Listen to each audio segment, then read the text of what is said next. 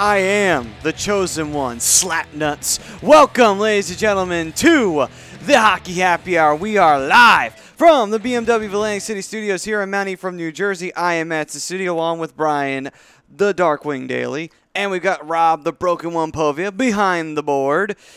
And we are ready and setting sail on another Philadelphia Flyers season, and for Mr. Daly, another Anaheim Ducks season.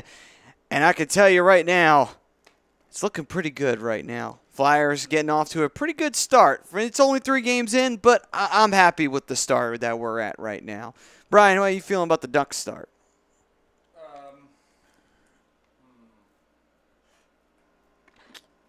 I mean, it could be a lot better if there weren't so many injuries.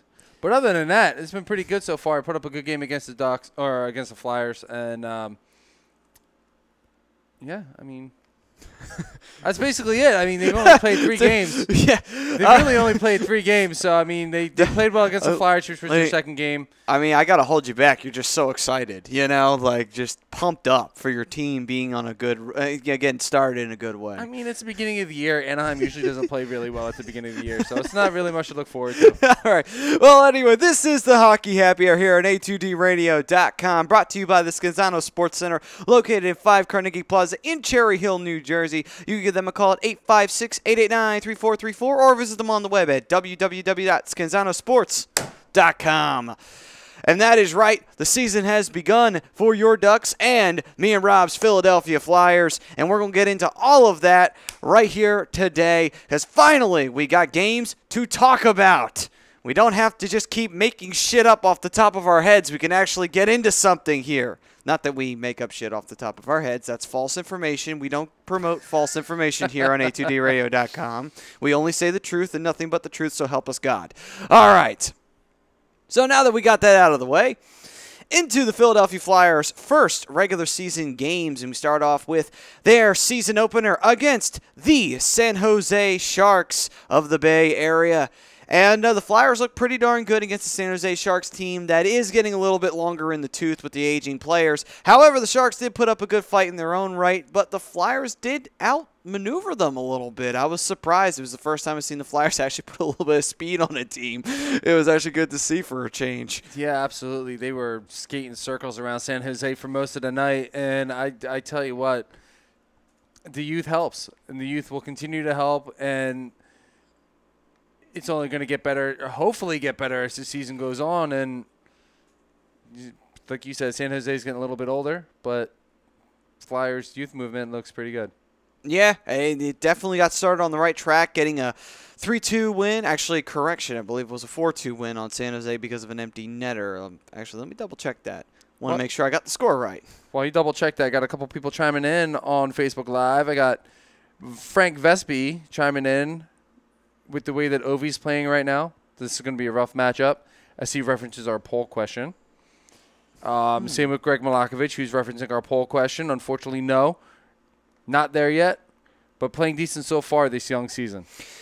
Yeah, and obviously the Twitter question that we put out for all the fans to answer is, will the Flyers win their season opener against the Washington Capitals? That will be this Saturday for all to see and prepare for. The Flyers hoping to break a season trend of losing the home opener. They lost the home opener last year to the Anaheim Ducks, and now they would hope to break that trend and actually win this year around. But from what I'm hearing, it's not too much faith against the Washington Capitals. I mean, they can't blame them. I mean, they got 2 guys who were, 2 or 3 games into the year that already have 7-8 points on the season. That's true. That's I mean, disgusting. And the Washington Capitals are perennial Stanley Cup contenders. Of course, they would have won one by now if they didn't have a choking hazard. But, you know, that's a different story for a different time. Against the Anaheim Ducks, the Washington Capitals, this is not last year, against the Washington Capitals coming up in that season opener, it's going to be a tough matchup, a tough, difficult opponent for the Flyers to have in their home opener. But I do think the Flyers will have that extra charge going into that home opener. They'll be competitive, though, in that game. Let's just keep it out. They will be competitive against the Washington Capitals. They're not just going to lay down and die like other teams will against the Washington Capitals this year. I mean, these teams are going to after the Capitals hard because they know what the Capitals are, and I think the Flyers with their new defense and the way that some of these other players are playing and the way they're forming their lines could be very competitive against the Washington Capitals. To me, it's very simple to beat the Washington Capitals. You have to shut down that first line, and it's a tough job to do. But I'm pretty sure Sean Couturier has done it before. I mean, he shut down many good centers in the past. Evgeny Malkin being one of them. Yeah, and he certainly looked strong on the puck as a good start to the season, playing on that top line with Drew now on the wing, Voracek on the other side. So let me get this straight. There were some people that were saying that that the Capitals are going to win this game. Yeah. Yeah, they can lick my nuts. Honestly, I think we match up with them very well, right? I think teams that are big in size are teams that we're going to have problems with. We saw that against the LA Kings. Yes, it was due to Jonathan Quick standing on his head, but you could see over the course of the flow of that game, they were just getting muscled off the puck, right? Those are the teams that are going to give them problems now. If you've watched any of the three games, if you are indeed a Flyers fan, have faith because I'm seeing a lot more speed, skill, exactly the things that Philadelphia's been clamoring for out of this team, and that's going to make us more competitive against the Washington Capitals. And I definitely think they're going to be competitive. And off of what you just said, Adrian Barrett comments in and says, the homer in me says yes because she's going to be there. Nice. And she wants to see you win, but the realist in me says probably not.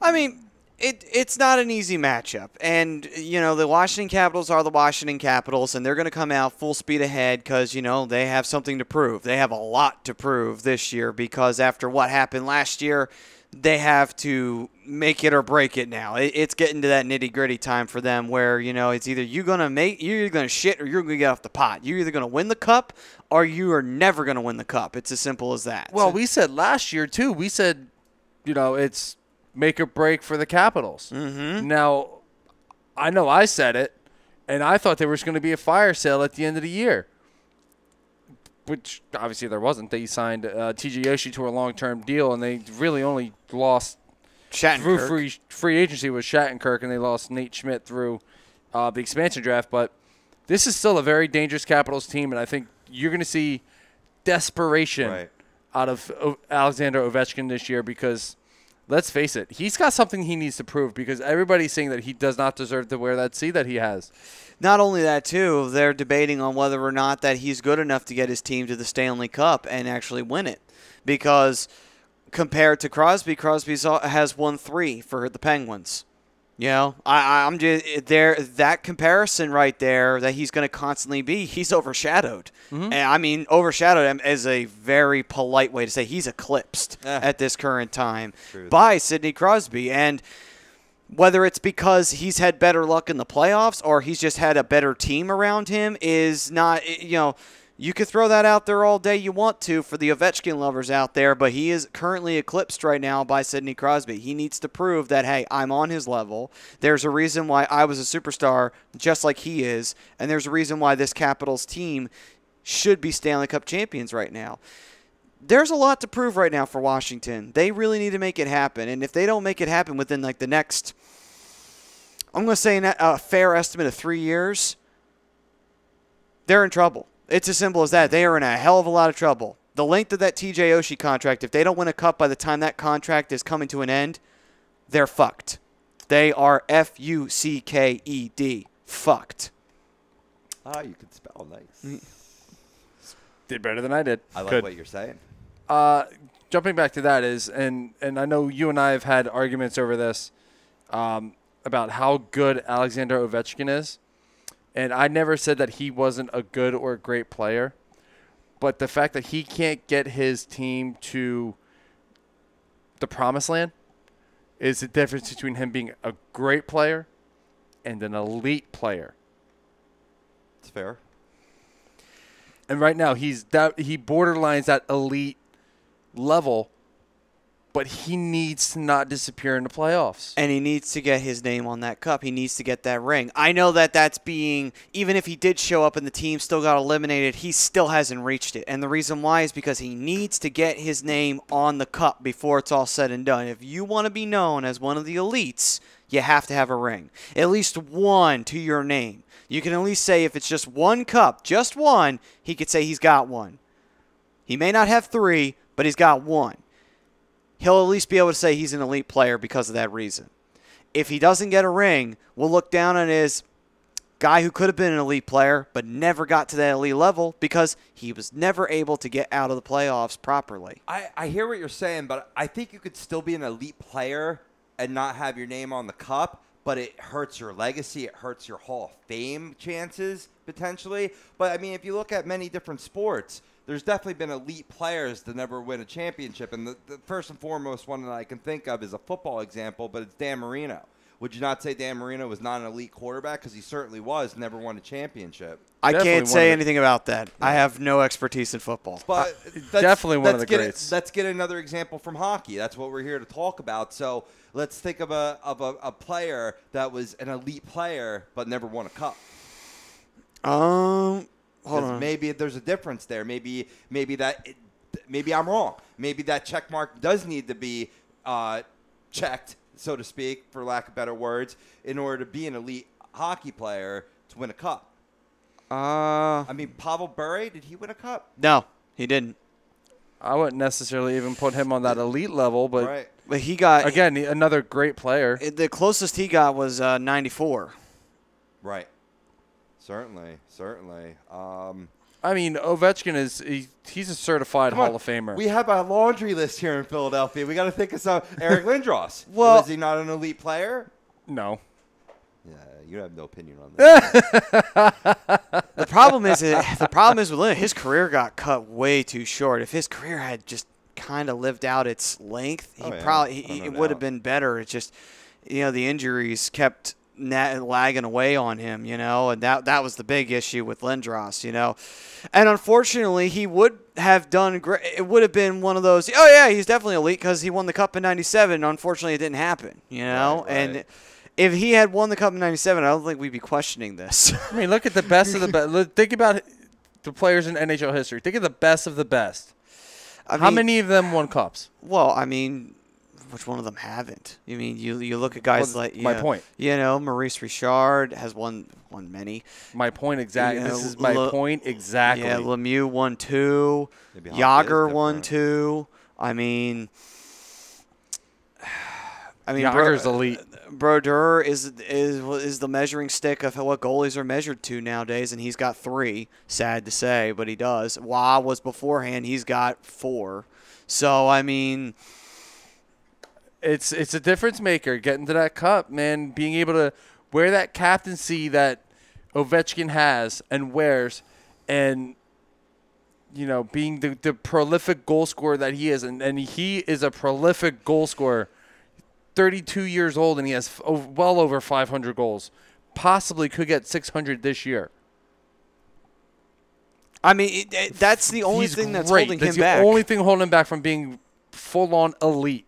But like I said, he's on that line. He just needs that extra push to get over. Well, that's the thing, though. With this Washington Capitals team, I think, and I've said this before. I said this last year. I think mismanagement of the team around Ovechkin and mismanagement behind the bench has really led to a lot of the issues that Washington has found itself in.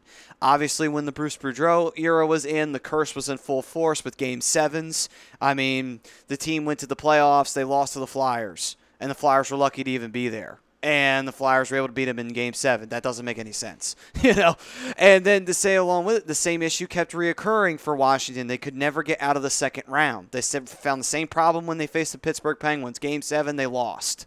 It was a consistent problem. Bruce Boudreau leaves. They get a new coach. They change the team around Washington, and Washington chokes against Montreal. Chokes against, I believe it was not the Bruins, the Rangers. They kept losing to teams they should not have lost to. I never liked Adam Oates as a coach anyway, but I think they have a winner in I'm blanking on his name. Tippett? No. It's not Dave Tippett. It's Barry Trotz. Oh, that's right, Barry Trotz. Barry Trotz. Barry Trotz.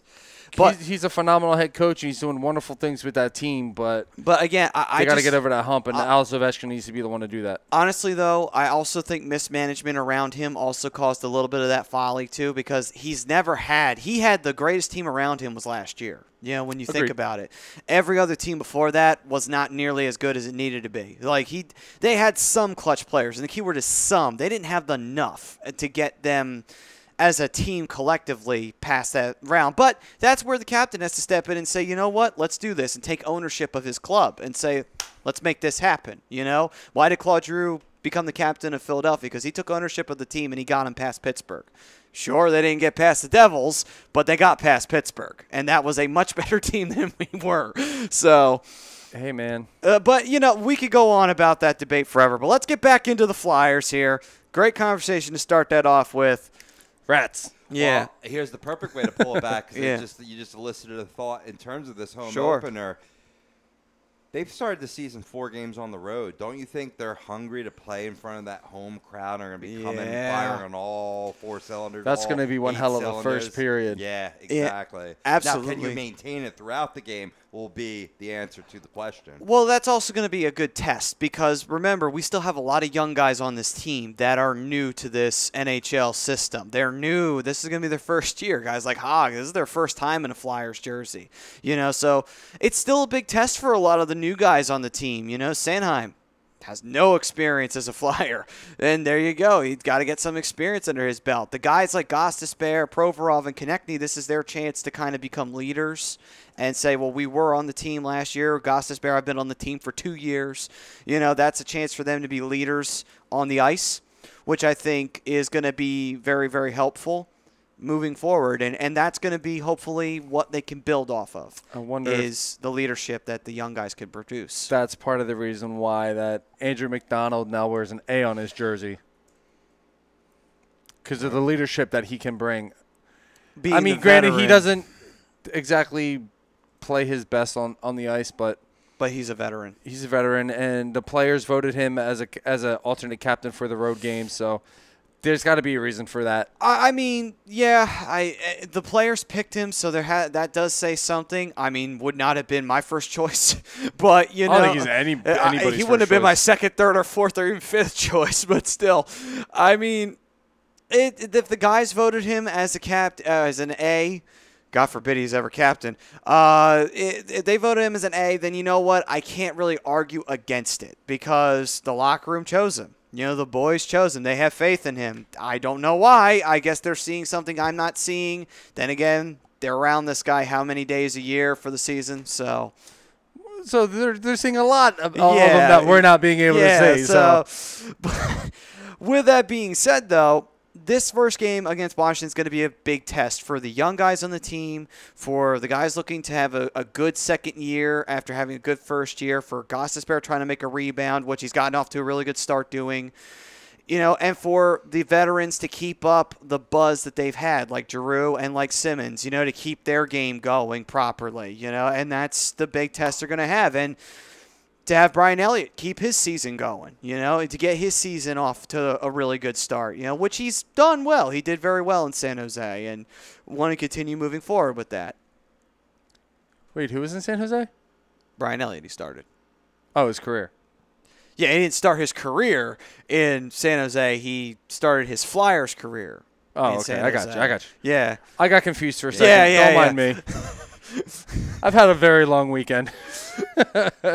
Nah, I got confused there a little bit as well, but I knew what you meant, though. I mean, I just think that so far, early returns, right, talking a couple games in here, though, I've been impressed with Brian Elliott. He's made the consistent play, and he's flashed some leather pretty well going post to post.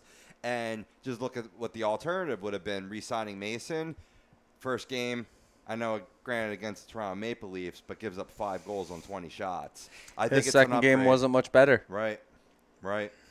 So I think it's an upgrade. I mean, you feel bad for Mason because you kind of feel like, oh, poor Mace. He went to the Jets. Yeah. Jets aren't a bad team, though. Jets are a team that's retooling. They have a could have fooled really me. good core. They got a really good. They just beat Edmonton last night 5-2. I know. I was just saying, could have fooled me though with those 2 games. Just keep building around Mark Scheifele. Yeah, that's what true. they need to do. Right? That's true. We'll get into those scores a little bit later on when we go around the league and see what teams did well, what teams did okay, what teams did bad, and what teams made an ass out of themselves. We'll see what that is on the other side. But Nice. Flyers against San Jose, they did very well, walking away with a win. And then after the fact, the Flyers then went on down south to face the Los Angeles Kings in the Staples Center. Sadly, this was not a victory for the Flyers. The Flyers they laid a goose egg. It was a 2-0 shutout. But then again, Johnny Quick stood on his head. And when Johnny Quick stands on his head and he says no, he says no. There is no hope. I only saw a good chunk of this game, so my analysis isn't going to be like compared to you guys. You probably watched it from beginning to end. Well, granted, yeah. I hope so. You could get better analysis on the Ducks than I can, that's for sure. This is true. Maybe not after Saturday night, though. I got quite familiar with your team. Not like that. Good team, right? But, I mean, the Flyers played well. They were very gentle. The Flyers played very well against LA. They very easily could have won this game. Yeah. But like you guys said, Jonathan Quick made saves that he had no business making. He was just ridiculous that night. And yeah. Even the Flyers, defensively, the Flyers played. They were in position all night. They did. Well, they didn't play bad. No, who scored the first goal? Trevor Lewis. The Trevor Lewis goal. Travis Anheim was in position. He was there. It was just a really, really good pass, right where it needed to be, and it just put it in the net. Right. There was not much anybody could do about it. Unfortunately, he did have a few giveaways, including before that goal. But, I mean, rookie mistake, growing pains. Growing pains. He more than made up for it in the next game. So, and I applaud Hackstall with the gumption to stick with the kid, too, because the kid's very, very talented. Let me read you off this text that I texted a real good buddy of mine, Kevin Fair, solid Flyers fan, right? So, in the beginning of this game, I write, I know it's mad early, but I'm really impressed with this team. Speed, moving the puck well, very active sticks. Much more active sticks than we saw last year. We saw a lot of deflections into the crowd. That's going to be key for this team, especially when you're playing bigger teams like the Los Angeles Kings. And eventually, I think that was, as I said before, another reason why they won. The Kings have won that game. But I still think that this team's going to surprise a lot of people this year. I was producing AM in the PM, and one of the hockey analysts that they had on was saying that, this team should trade Giroux because by the time this team is good, he's going to be too old. Why can't they be good now? Why can't they be good next year? I don't get the longevity point there. You know what it is, and I still say this now. It's because the Flyers were always the team that made a big splash, and they didn't do that this year. They didn't do it last year. And the young team that they have is very hypnotizing. So in their way of thinking, which is not necessarily the correct way, you make a splash, you trade Giroux, you get players back for him, and then you go with the youth. And then you get what you can get back for Giroux. Right. That could work in a non-salary cap era. Right. This is the salary cap era. You cannot wheel and deal like you used to. We tried that, and guess what happened? We had to retool this team because the team absolutely got chewed out from within because we traded away guys like Mike Richards, Jeff Carter. We also traded away, we lost guys like Mike Knuble, Joffrey Lupul, who were role players that we needed on the team. We traded Scott Hartnell away, who was a pain in the ass, who can get those. But Wayne Simmons made up for that, though. Point is that we traded away a lot of pieces. Danny Briere got old, so he couldn't continue to play anymore. We had no choice but to send him away, And we took a bad bite on a bad goalie, and that was the way it was. We made mistakes. Where's everybody getting this blasphemous idea that the Flyers need to trade Claude Giroux? I don't know. Like he's a 35-year-old vet. I know. I screamed last week. I can't scream any louder about let's stop talking about trading Claude Giroux. Yeah, I mean, what more do you need? He's done well these last few games. I don't understand. He's been involved in almost every goal. And at the same token, he's had how many assists, and he's scored. It's really easy to disappear when you're a lone talent or one of the few pieces of talent on a team and other teams can just take you out of the equation. You got to look at the assist totals there. You got to look at the total points totals, which he's still top of the leagues even during this quote-unquote down period. Right, and that's what I've been preaching for the last few months. Yeah. Right. Now, we go through this season, you got more pieces around him, more talented pieces, and then you still see it. Okay, maybe I'll start listening to you when you're talking Claude Giroux. But what the people, especially in Philadelphia, that are talking about trading Claude Giroux don't know their ass from a hole in the ground when it comes to hockey. I'm sorry. It's the truth, because you know what? Claude Giroux is 28. He's in the prime of his career. He's not even 30 yet, and we're talking about trading him already? Right. He's a part of this youth movement. Right. And, I mean, speaking of the youth movement, you know, I'm furthering along this text thread, and I'll be quick about this, right? My boy Fair made a great point. The Kings cheat a lot on the face-offs, and you know this probably as a Western Conference fan. Do. And every time that the Flyers were winning draws, they just started busting and barreling through them or whatnot on that cheat. And what I loved was the education on this team. Let me stop. The education on this team is phenomenal, man. Nolan Patrick, you know, his uncle played in what, like 1,300 games. His dad played in 300 games. He's been around the sport of hockey his whole life. As highly touted as a prospect, he's studying film every day on hockey. He's super intelligent. Taylor Lear on the fourth line, too, has had to make up for a lot of short in stature, light in weight, being told that he's not going to be able to play on the NHL level. He has, and he's been successful in his young career because studying, knowing the game, eating it, and shitting it out. Patrick made a key adjustment in that game and put a stop to that cheating ways on the faceoffs. What I texted my boy Fair, and I'll end on this point, Patrick reminds me of Forsberg. Even in look, he kind of almost resembles him a little bit, that chiseled jawline or whatever, and certainly in play. So I go, it's like we got a second chance to draft and keep him. Yeah. Wow. Instead of trading him away. Gotcha. I know, it's high praise. Maybe I'm drinking the Kool-Aid again. But now, that being said, though, before I make my point, Jeremy Ben Israel on YouTube states that when will they get rid of Weiss?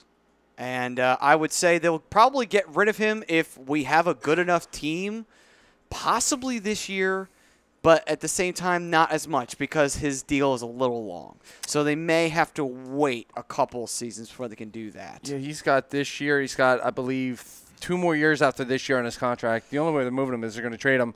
But he's got to get that offensive numbers up again. Yeah. Like he had a couple of years ago. Yeah, and then, of course, he goes on to say, Laterra couldn't be any worse. True. I mean, he's not an offensive juggernaut. That was for damn sure when you knew you were getting him. He's a 20-point guy. But I still don't see how you could say that because he's barely played so far. Well, the truth is, though, is that when we traded away Braden Shen, I think, honestly, it's just to make a spot. You know, like when you think about it, because we would not really be able to put Nolan Patrick on the team if we still had Braden Shen. Well, not just that. You know, Braden Shen, he's a defensive specialist. You got to get cap room. Right? Which you didn't really make because Laterra has the same salary numbers, but less year, though. You also get one less year, and you get an extra draft pick, which wound up being Morgan Frost. True. Right, and right, I mean, which is huge. Well, I actually, love that two. Yeah, two. Two first-round picks. Yeah. You got Frost and Ratcliffe. Morgan Frost, and no, you got one for next year. It was next year? 2018. Okay. That was a pick we already But, had in that same round. Yeah, But, yeah, you know, you go with that, though. I mean, Laterra probably won't even be on this team full season if he doesn't produce. He'll just be gone. Maybe. You know, we won't even really know he was here. He's good defensive centerman. I mean, he plays good on the penalty kill. They haven't needed it yet because some of the young guys still playing good on the penalty kill now after they did not play well in San Jose on the penalty kill. You know, that's face facts. And here's where I'm going to get into a little Negadelphia style, right? Now, we saw it a little bit more with Anaheim, but we're going to need to see it more tonight against Nashville. They got to play better 5-on-5. And that's a problem that continued from last year. You know, and just, you know, if they could play better, and like I know they're a smaller team, but use your speed to your advantage. Get active on the forecheck. And if you get there faster and work harder, you can beat teams that are bigger than you. Oh, absolutely. And my point was that, with small size and everything like that, Danny Briere was not tall. I mean, that's not Danny Briere was probably one of the shortest guys in the NHL. Now, sure, he had the ability to just snipe from any angle and score, but he would take these nasty hits and get right back up and keep going. Honestly, I don't really see where size is a bit as scary as it could be. If you're a good enough player and you're a strong enough player and you could take what you could take, you will be able to make a career out of the NHL. I mean, sure, maybe some may not be able to be on Danny B level, but still, Danny Briere did a great job in the NHL. He could snipe at any time, and big guys covering him was never really an issue. He could take hits and keep going. And that's what you loved about Danny B. He very rarely got hurt. He was as durable can be for a small guy, and he could score from any angle. What more could you possibly ask for from a player? The same thing could happen. Size should not be the one thing that holds you back. If Danny B can do it, go and aim for it. If he could do it, you can do it. Go for it. Shoot for it. It's never held me back. I mean, oh my goodness. It's the motion of the ocean, baby. I was going to bring Paul Correa into this conversation, but I don't think I want to anymore. Let's go. We got to wrap. All right. Real fast, though, before we head to break, David Roska, our friendly and always lovable Anaheim Ducks fan. What's going on, David? Chancing in that Dustin Tokarski to the Flyers for future considerations. That is correct. He is now on the Phantoms, and we'll get into a little bit more detail on that deal on the other side. But first, let us talk about Liberty Event Rentals. They're located at 2154 East Cambria Street in Philadelphia, PA. You can give them a call, 267-314-7368, or visit them on the web at www.libertyeventrentals.com for tables, chairs, tents, linens, anything for your party or event needs. Halloween is knocking at the door, folks. If you want to get a Halloween celebration in, call Liberty Event Rentals to get everything all set up for you. This is the Hockey Happy Hour. We will be ending on Facebook Live, but do not fret. You can catch us for the rest on a2dradio.com, and we will be right back with more hockey action right after this.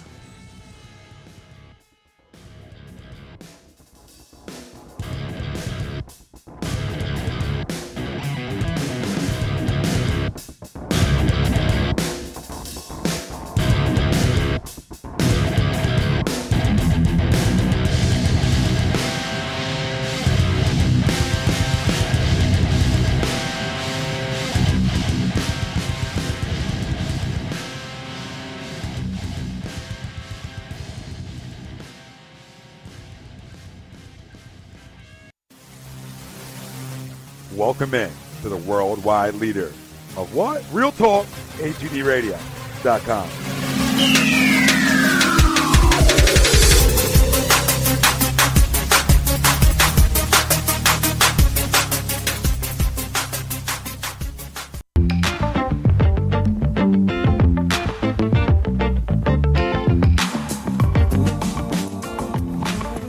A2dradio.com is sponsored by the Sports Outlet for all your sporting needs. Located 703 Black Horse Pike in Glendora, New Jersey. Give them a call at 856-939-2030 or email them at sportsoutletnj@comcast.net or visit them on the web at www.sportsoutletinc.com for all your sporting needs. The Sports Outlet.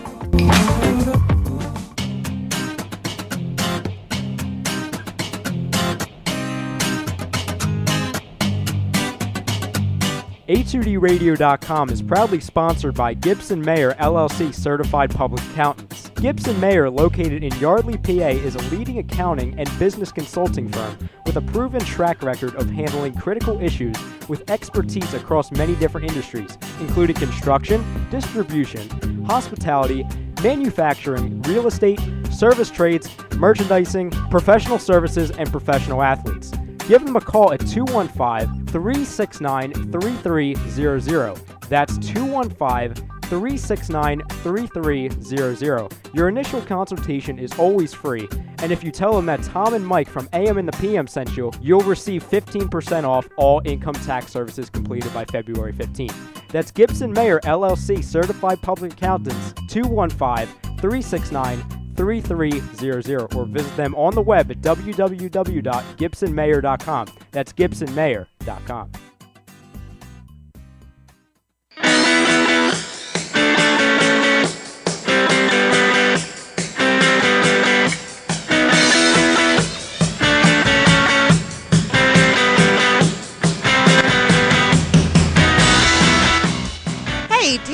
get your skills in shape, then contact the Scanzano Sports Center, located at 5 Carnegie Plaza in Cherry Hill, New Jersey. You can give them a call at 856-889-3434 or visit them on the web at www.scanzanosports.com. John Scanzano offers individual, semi-private, and team training lessons in hitting, pitching, catching, outfield, along with turf rentals. The Scanzano Sports Center is equipped with a 31,000 square foot indoor facility, 4 batting cages, and a 4,000 square foot strengthening and conditioning room. So what are you waiting for? Contact the Scanzano Sports Center today.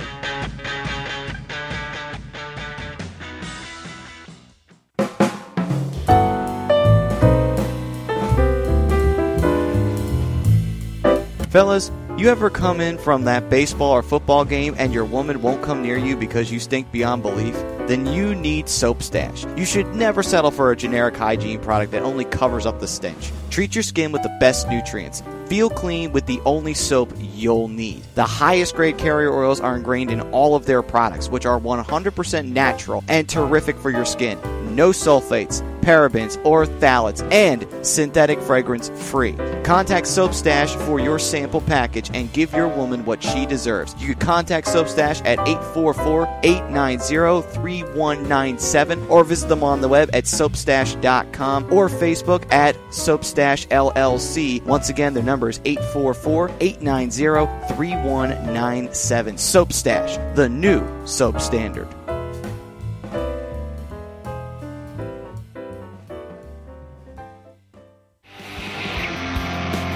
You're listening to the Hockey Happy Hour, only on A2DRadio.com.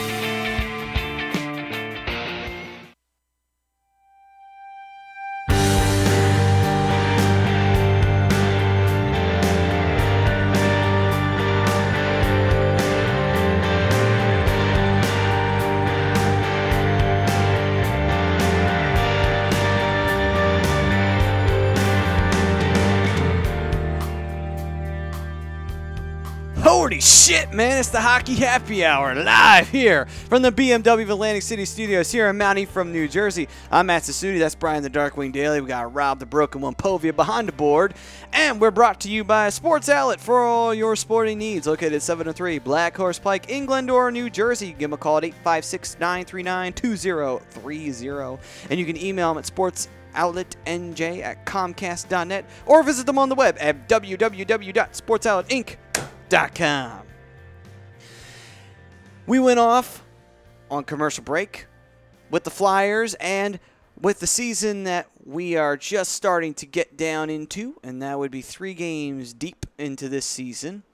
And we left off with their matchup against the Los Angeles Kings, where they were shut out 2-0 in a losing effort, but a strong, strong effort from the Flyers. However, Johnny Quick said no. He meant no, and there was nothing we could do about it. Yeah, they definitely weren't devoid of scoring chances in that game. That's for certain, too. And, I mean, you know, the power play kind of disappeared from a hot start in San Jose, but it's kind of tough to keep up a 4-for-6 clip. You know what I mean? Yeah. Which I believe they were either 4-for-5 or 4-for-6 against San Jose. Yeah, and it's hard also against a team like Los Angeles. Yes, Los Angeles, have they somewhat fallen off the wagon a little bit, but they're still a pretty good, solid team, so it's not like they're completely bad. Oh, yeah. You know. That 70s line looks like it hasn't missed a beat. They impressed me, especially Tanner Toffoli, Pearson.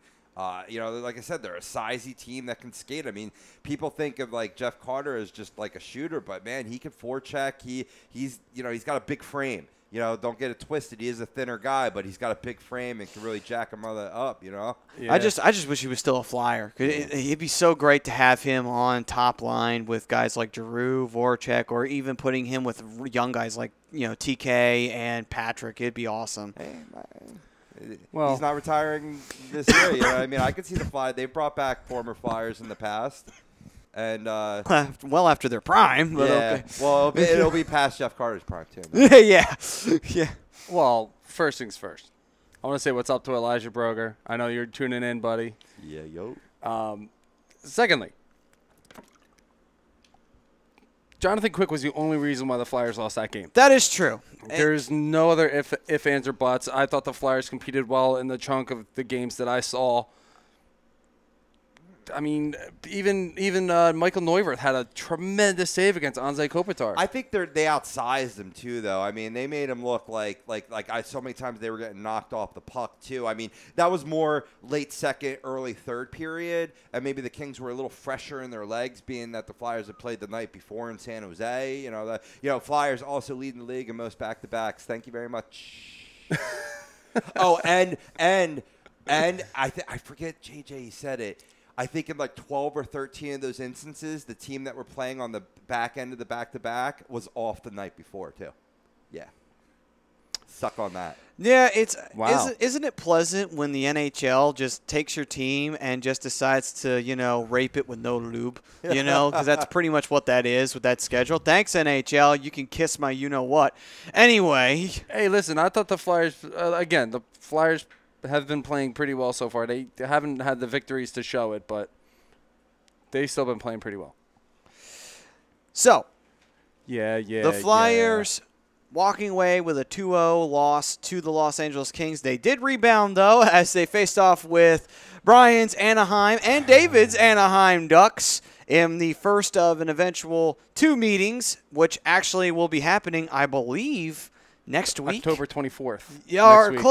Next week. So a week and a half. Yeah, so it'd be the Flyers this time against the Ducks in Philadelphia. So the Ducks can try and take revenge on Philly in their rematch in Philadelphia, but that will be next week. As for the last game, the Flyers and the Ducks, they went toe-to-toe in the first period with 1 goal apiece. Ivan Provorov for the Flyers, with Nolan Patrick getting his first assist and Jordan Wheel getting his first assist. Antoine Vermette scoring for the Anaheim Ducks, Getting his first goal, and Andre Kasha getting his first assist. Oh, that was Showing a pretty some pass. nice touch, yeah. That was a pretty pass. I was going to say, you got to give it up for that one. That was where it needed to be, and it was just... And then, of course, going along with that, Sean Couturier, though, rebounding for the Flyers in the second period, scoring his first goal of the season. Voracek getting his 4th assist. So Voracek really starting to pick his game up. Hopefully he can get some goals to go along with those assists. And that Coots goal was in tight, too, and it wasn't usually those in-tight goals. Chances are they're garbage goals. No, it was a skilled shot from like 2 feet outside the crease to get it past your netminder, Gibby, who I'm a big fan of. Well, that answered my question. I was going to say, wasn't that goal a deflection? I thought it was deflected in. No. Maybe I'm thinking of something else. He passed across. It did deflect off of Gibber's pad onto his stick. So, I mean, he was right on the doorstep. If you don't score there, I'm yelling and screaming and throwing things at my TV. But Gibber made a great play to flash out the left pad and easily could have made a remarkable save on it. It took a skilled shot in order to put it in. And Sean Couturier, of course, getting that nice little crisp goal to get that and make it a 2-1 Flyers lead. Giroux also got the assist as well for his first of the regular season. He's garbage. The Flyers need to trade Giroux. Yeah, exactly. and Matty, you hit the nail on the head, man. I mean, there was a lot of quality scoring chances in this game, but let's keep in mind the Anaheim Ducks were playing severely shorthanded. 7 players out of the lineup, including their captain, Ryan Getzlab, 2 of their key defenders, Brian. 2 key defenders. Don't forget that Ryan Kessler wasn't in that game either. He's hurt. He's probably not going to be back until I believe they said December. Oh, wow. Yeah.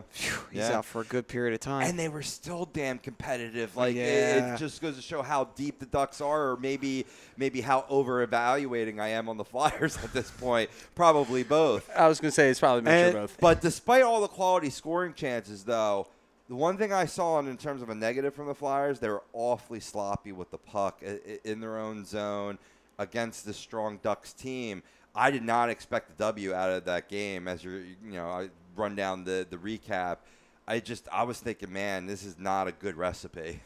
I mean, if Ducks were doing the same thing on the opposite side, they were very sloppy with the puck. They weren't taking very good shots. They weren't giving themselves real opportunities to score. Well, speaking of odd opportunities, an unassisted goal came in the third period with Cam Fowler, who wound up evening the game up. He has my heart. He's my favorite Duck. He's your man crush? He's my man crush. I love Cam Fowler. He's so good. And with that being said, unfortunately, though, as your man crush did score, However, Philadelphia's man crush, the Wayne Train himself, scoring his 4th goal of the season, already scoring his 4th goal of the regular season, getting the OT winner. Sean Couturier getting his 2nd assist, and Ivan Provorov getting his 1st assist, leading the Flyers in 44 seconds to a victory in overtime to take a win in Anaheim. 3-2 the final score. Ducks vowing revenge that they hope they can get next week in Philadelphia. That was just salt in the wound for me. I could have been okay if they lost it, but it had to be Wayne Simmons. The one guy you harp on and criticize the most. It's the one guy that I criticize that gets the most garbage goals on that roster, and he snipes a shot. I'm like, you have got to be freaking kidding me. Yeah, he's got a shot, man. He's got a shot. He does. He does have a shot. And it kind of helps you to get the 4 goals when you score a hat trick in game 1. Yeah. That is true. Yeah. That is very, very true. And with that all being said, the Flyers walk away with a 3-2 win against the Anaheim Ducks. Rematch due next week. You got to be happy, Maddie, with 4 out of 6 points on a West Coast swing to start the season. Absolutely. I mean, on the West Coast, usually we would dread coming out to the West Coast because the California teams were here, we were here. And actually, it's more like this now. I mean, we're not here but we're definitely here. We're a lot closer than where we were. You know, that's fair. There's a good Flyers have a very good test tonight in the Nashville Predators. Yes. They do, and that's actually the stop that they have to make. They're one last stop on their road trip before they come to Philly for their home opener, and that is against the Western Conference champions, the defending Western Conference champions, Nashville Predators, who actually have gotten off to a pretty bad start for their season, actually. It's not been a very good one for Nashville for the most part. Kind of saw this coming a little bit. I mean, you get Ryan Johansson back. That should help. But you lose your captain, Mike Fisher. Yeah, that's true, due to retirement. Yeah, he retired this past offseason. And, you know, he's a real leader. Like, he's that guy that, you know, he knows what to say when the time is right. Yeah, I mean, when you thought Nashville Predators hockey after Shea Weber left, and you could say Pekka Rinne, but you think Mike Fisher. You know, when you think heart and soul of the team, it's Mike Fisher. So losing a guy like him really does hurt the team. Team's 0-2 right now. It's still very early, though, so it's not like it's like, you know, but it's still not necessarily the start they wanted to have. I think they would kind of like to at least have one win to their name, but I mean, it is what it is. Going winless in your first couple games is obviously not what you want to do for any team. Doesn't matter good or bad. You want to get off strong. You want to. People say that after January is when the most important games are. No, the beginning of the season was the most important games. Well, I mean, in a lot of ways, they're kind of like your insurance policy. If you can get enough wins in the first half of the season and you stumble in the second, you'll still make the playoffs because you got enough wins. It's possible. I mean, look at Anaheim. This is total homer on my part, but it's just the best example. The Anaheim Ducks never start off well in the beginning of the year, which is why I'm not being so hard on them for losing to the Flyers. Now, they usually ramp up as the season goes on, and then because of injuries, it's going to take a little bit longer for them to ramp up, but they'll ramp up. Oh yeah, for the Flyers. Last season. They're an experienced right. They're an experienced team. They got lots of vets on the team with good mixture of youth. It's probably they just keep pacing going yourself. Right, and now the Flyers are in a position where they're all youth for the most part, especially on defense, and very little veteran leadership. Right. But the veteran leadership they have is they're true leaders. It's the key players. Right. Now,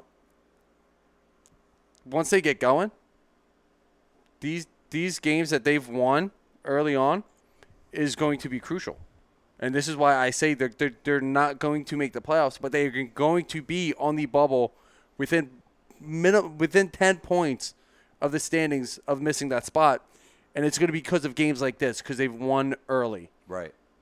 Right. I'm not digging the typical hole that us too, Ryan, that we typically dig for ourselves in terms of the Flyers in bad starts. I mean, they were off to a bad start last season. I say if they continue this good start going into Nashville and take another, very tough, challenging road contest, I don't know. My confidence about making that second wild card, it grows by the game. Now, Come on. Here's the thing.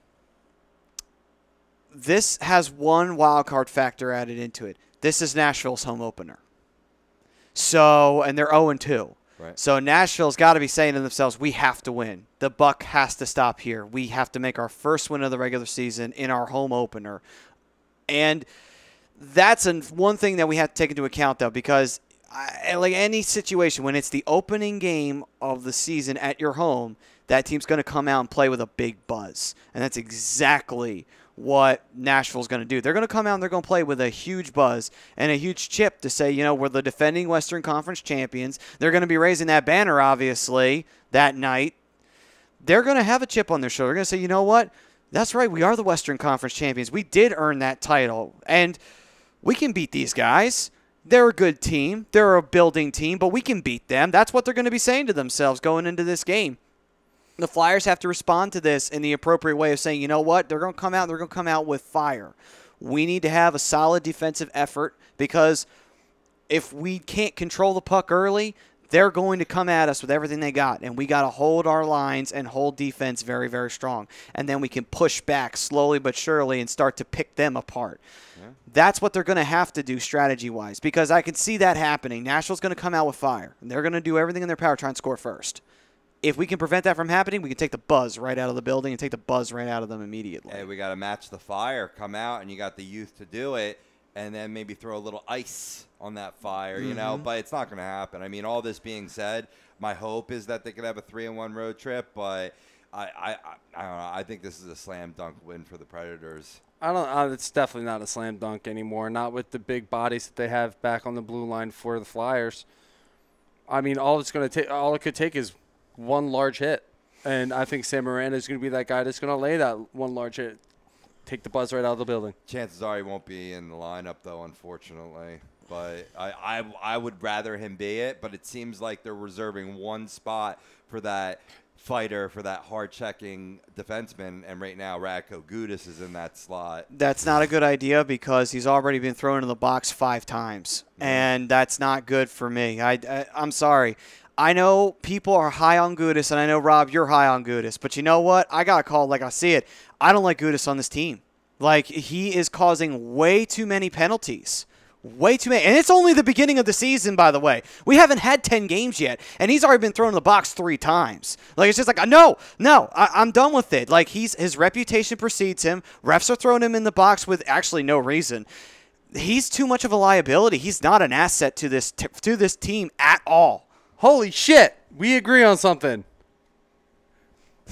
And it's fucking Radko Gudas. I love it. You can agree all day. It doesn't make you right. This guy.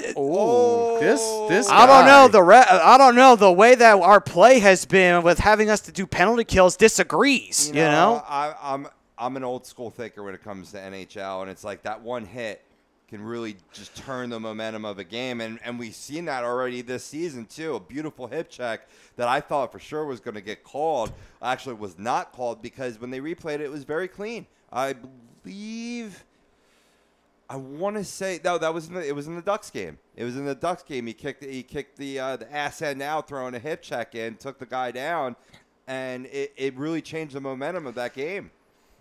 I see what you're saying on that, but you know what? Why can't that just be Sam Morin? Oh, yeah. No, why can't he just be Radko Gudas? Why can't he be the tough guy on that defensive line who's not going to get thrown into the box every 5 minutes? Here's why I prefer it, because one thing Radko Gudas doesn't do, or at least I haven't seen him do it since he's been a Flyer, is drop the gloves. Morin will drop the gloves in a heartbeat. And sometimes you need that guy. Yeah. And the Flyers are lacking that guy. Yeah. But you know what? Radko Gudas also looked like he was headhunting on Dennis Rasmussen, too. Yeah, he was. But lucky for Rasmussen's a tall guy, and he held his own when Radko went to hit him. He gave him some back, stayed up on his skates long enough to get the shot off. I don't understand why we can't have both in the lineup, but I get it. It's a numbers game, and unfortunately, with our part-time assistant captain holding down the top spot with Ivan Provorov, if we could ever ameliorate that situation, and you put Morin with Sanheim and move Gudas with Provorov, or keep Gudas with Sanheim and put Morin with Provorov, dude, we're gonna lead the league in lowest goals allowed. Because that's just the perfect defense. And that's the annoying part of this is that, like, you know, if I had to make the choice, I would scratch Gudis and I'd put Moran out there because of the simple fact of we need that spot filled. And again, Gudis, his reputation precedes him. He's gotten thrown into the box several times now. We're not even 10 games into the season. How many times does he have to put us down a man, even on a non-illegal hit, until finally something says, you know what? Gudis is not going to help this team. He's just going to constantly put us down a man, even if he does a clean hit. And even if he scores a goal right after he gets thrown in the box, he get thrown in the box the next 5 minutes, and then we could get scored on. And be like, well, that pretty much was worth nothing. So it's just, to me, the negatives outweigh the positives, which are kind of limited, sadly, on Gudis. To me, there's more positives than upside, obviously, on Moran, and that's obvious because he's a prospect. Go with the damn prospect, will you? We don't need Gudis on this team. Now, Matty, I agree with you because I'm a huge Moran fan. I mean, he should be playing on this team. Maybe some would say he should be playing over Robert Hogg, despite how fabulous Robert Hogg has played in this camp and so far in 3 games with the big club. But, you know, the one thing I will say, just in terms of my defense for Radko Gudis, is that in terms of defensemen getting shots on net, he's at like a 90% clip hitting the net, man. Rather than I see, you know, Shane's still missing the net a lot. Sanheim, I've seen miss the net a lot. Proby's good for actually hitting the net too. But that's a value too, is that his shot is sneaky good from the point. Is it really him taking a shot, or is it him trying to set up a deflection? Well, yeah, I guess more of it's of the wrister variety than the slap shot variety for, you know, to get deflected. But, I mean, he's still putting it on net, though. And it's easier to put a wrist shot on net, and it's a lot more accurate than a slap shot. So you got to keep that in mind also as well. This is why I was asking that question. Yeah, no. Fair point. Absolutely fair point. Before we continue this conversation, David Roska chimed in, Doan should never retire. It was his time, man. Shane Doan is his man crush. If it is, Roska, feel free to say so. It's all right. We promote man crushes here. Oh, yeah. At a2dradio.com. I have a shrine of Johnny LeClaire on my wall at home. Yeah. Dave, I have 2, bro. One is Cam Fowler. The other one is apparently a scumbag. Who's that? Oh, Patrick Kane? Bingo. I haven't called him a scumbag in at least 3 shows. Because we haven't talked about him in at least 3 shows. That's actually a hat trick of Rob. Remember, he won that award for me, and you were like shocked to shit. Remember on our Was gray that mullets? our first one? Yeah. And they had the gray mullets. Oh, Patrick Kane. Yeah, what a scumbag. Anyway. That pass, though. All right. In that pass, though, in that 10-1 shellacking of the Penguins. So, before we get into a preview of the home opener, we might as well just finish up this preview of this last game on this road trip. What's the score, gentlemen, that you're going to give this game between Nashville and Philly? I think it's going to be 4-3 Flyers. 4-3 Flyers. Do you say OT? No. No, just in regulation. All right. Mr. Povia. Well, you know, I hope you're right, obviously, but the way I see it is I have a lot of respect for Nashville Predators and what they did last season.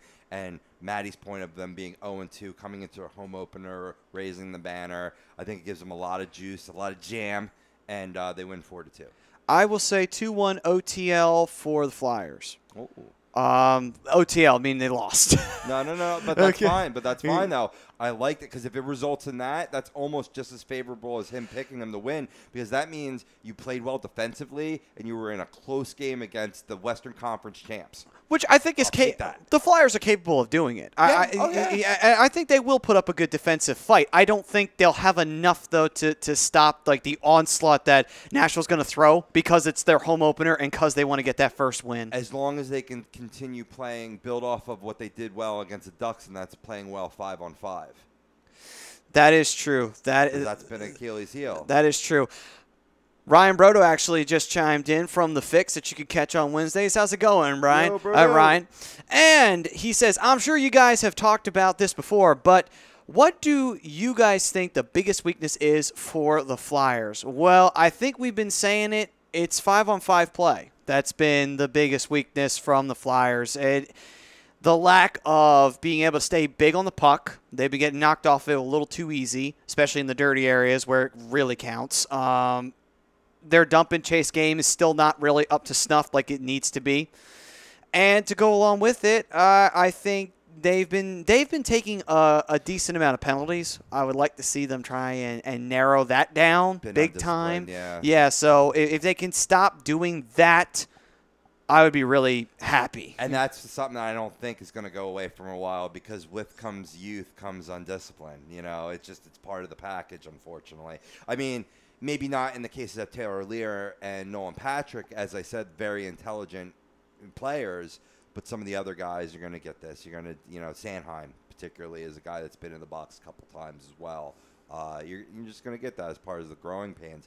What I will say, too, Ryan, is that a close second to the 5-on-5 has kind of been goaltending a little bit. Has it been good? Yeah, but if you're looking at all facets of the game, Newey did not look good. He did not look good, and granted, I guess against the Kings, granted only 2 goals, but even in some of the saves, I just didn't like the way he was moving around the crease. And Brian Elliott, is who he is. I think it's acknowledged that these guys are just bridge gaps to our younger, so there is hope for the future, but I'd like to see a little bit more consistent play in between the pipes. Yeah, and the response from Brodo is clap emojis. Yeah. So we're good. Yes. So it's all good right there. So thank you, Ryan, for chiming in. And by the way, for everyone out there, it's not just people of A2D Radio. You can be like David Roska and Jeremy Ben Israel.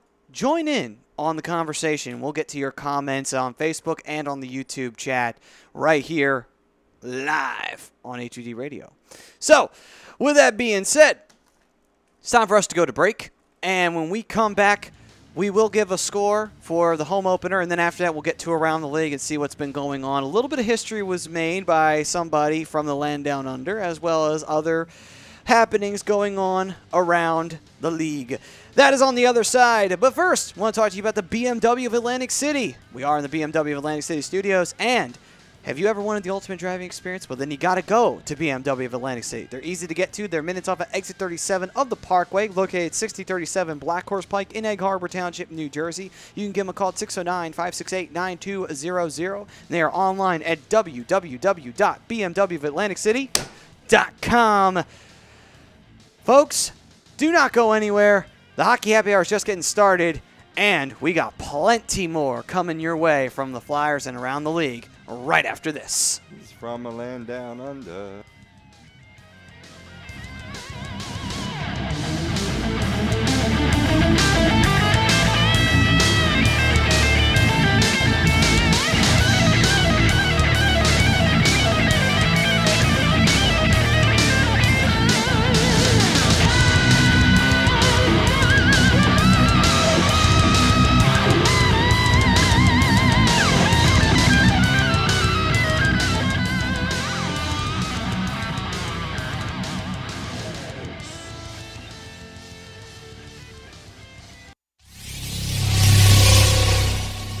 You're listening to the worldwide leader of Real Talk, A2DRadio.com.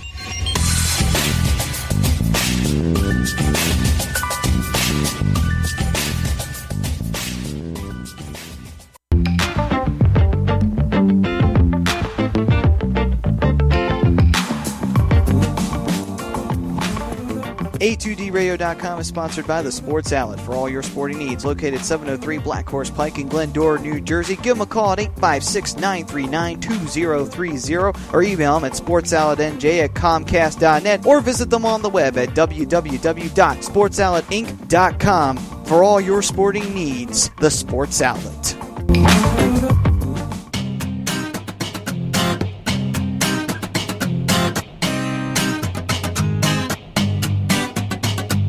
A2DRadio.com is proudly sponsored by Gibson Mayer LLC Certified Public Accountants. Gibson Mayer, located in Yardley, PA, is a leading accounting and business consulting firm with a proven track record of handling critical issues with expertise across many different industries, including construction, distribution, hospitality, manufacturing, real estate, service trades, merchandising, professional services, and professional athletes. Give them a call at 215-369-3300. That's 215 844-369-3300. Your initial consultation is always free, and if you tell them that Tom and Mike from AM and the PM sent you, you'll receive 15% off all income tax services completed by February 15th. That's Gibson Mayer LLC Certified Public Accountants, 215-369-3300, or visit them on the web at www.gibsonmayer.com. That's gibsonmayer.com.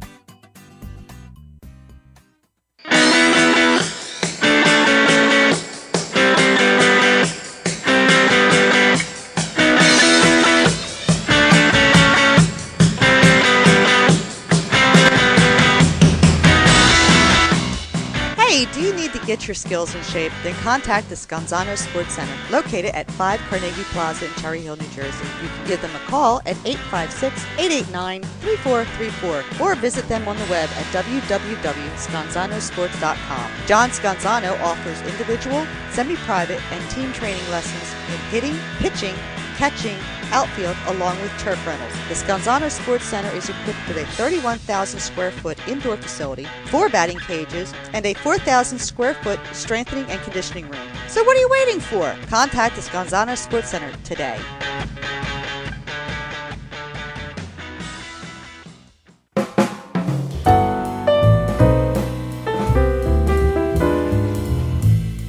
Fellas, you ever come in from that baseball or football game and your woman won't come near you because you stink beyond belief? Then you need Soap Stash. You should never settle for a generic hygiene product that only covers up the stench. Treat your skin with the best nutrients. Feel clean with the only soap you'll need. The highest grade carrier oils are ingrained in all of their products, which are 100% natural and terrific for your skin. No sulfates, parabens, or phthalates, and synthetic fragrance free. Contact Soap Stash for your sample package and give your woman what she deserves. You can contact Soap Stash at 844-890-3197 or visit them on the web at soapstash.com or Facebook at Soapstash LLC. Once again, their number is 844-890-3197. Soap Stash, the new soap standard.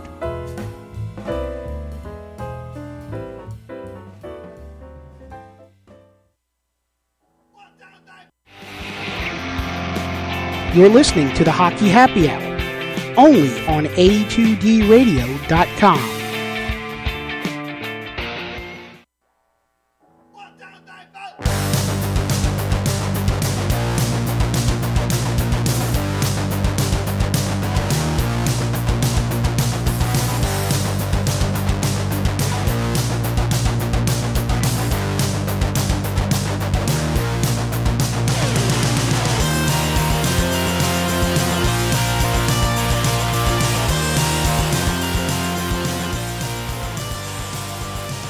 How's it going out there, everybody on the interwebs? This is the Hockey Happy Hour here on A2DRadio.com.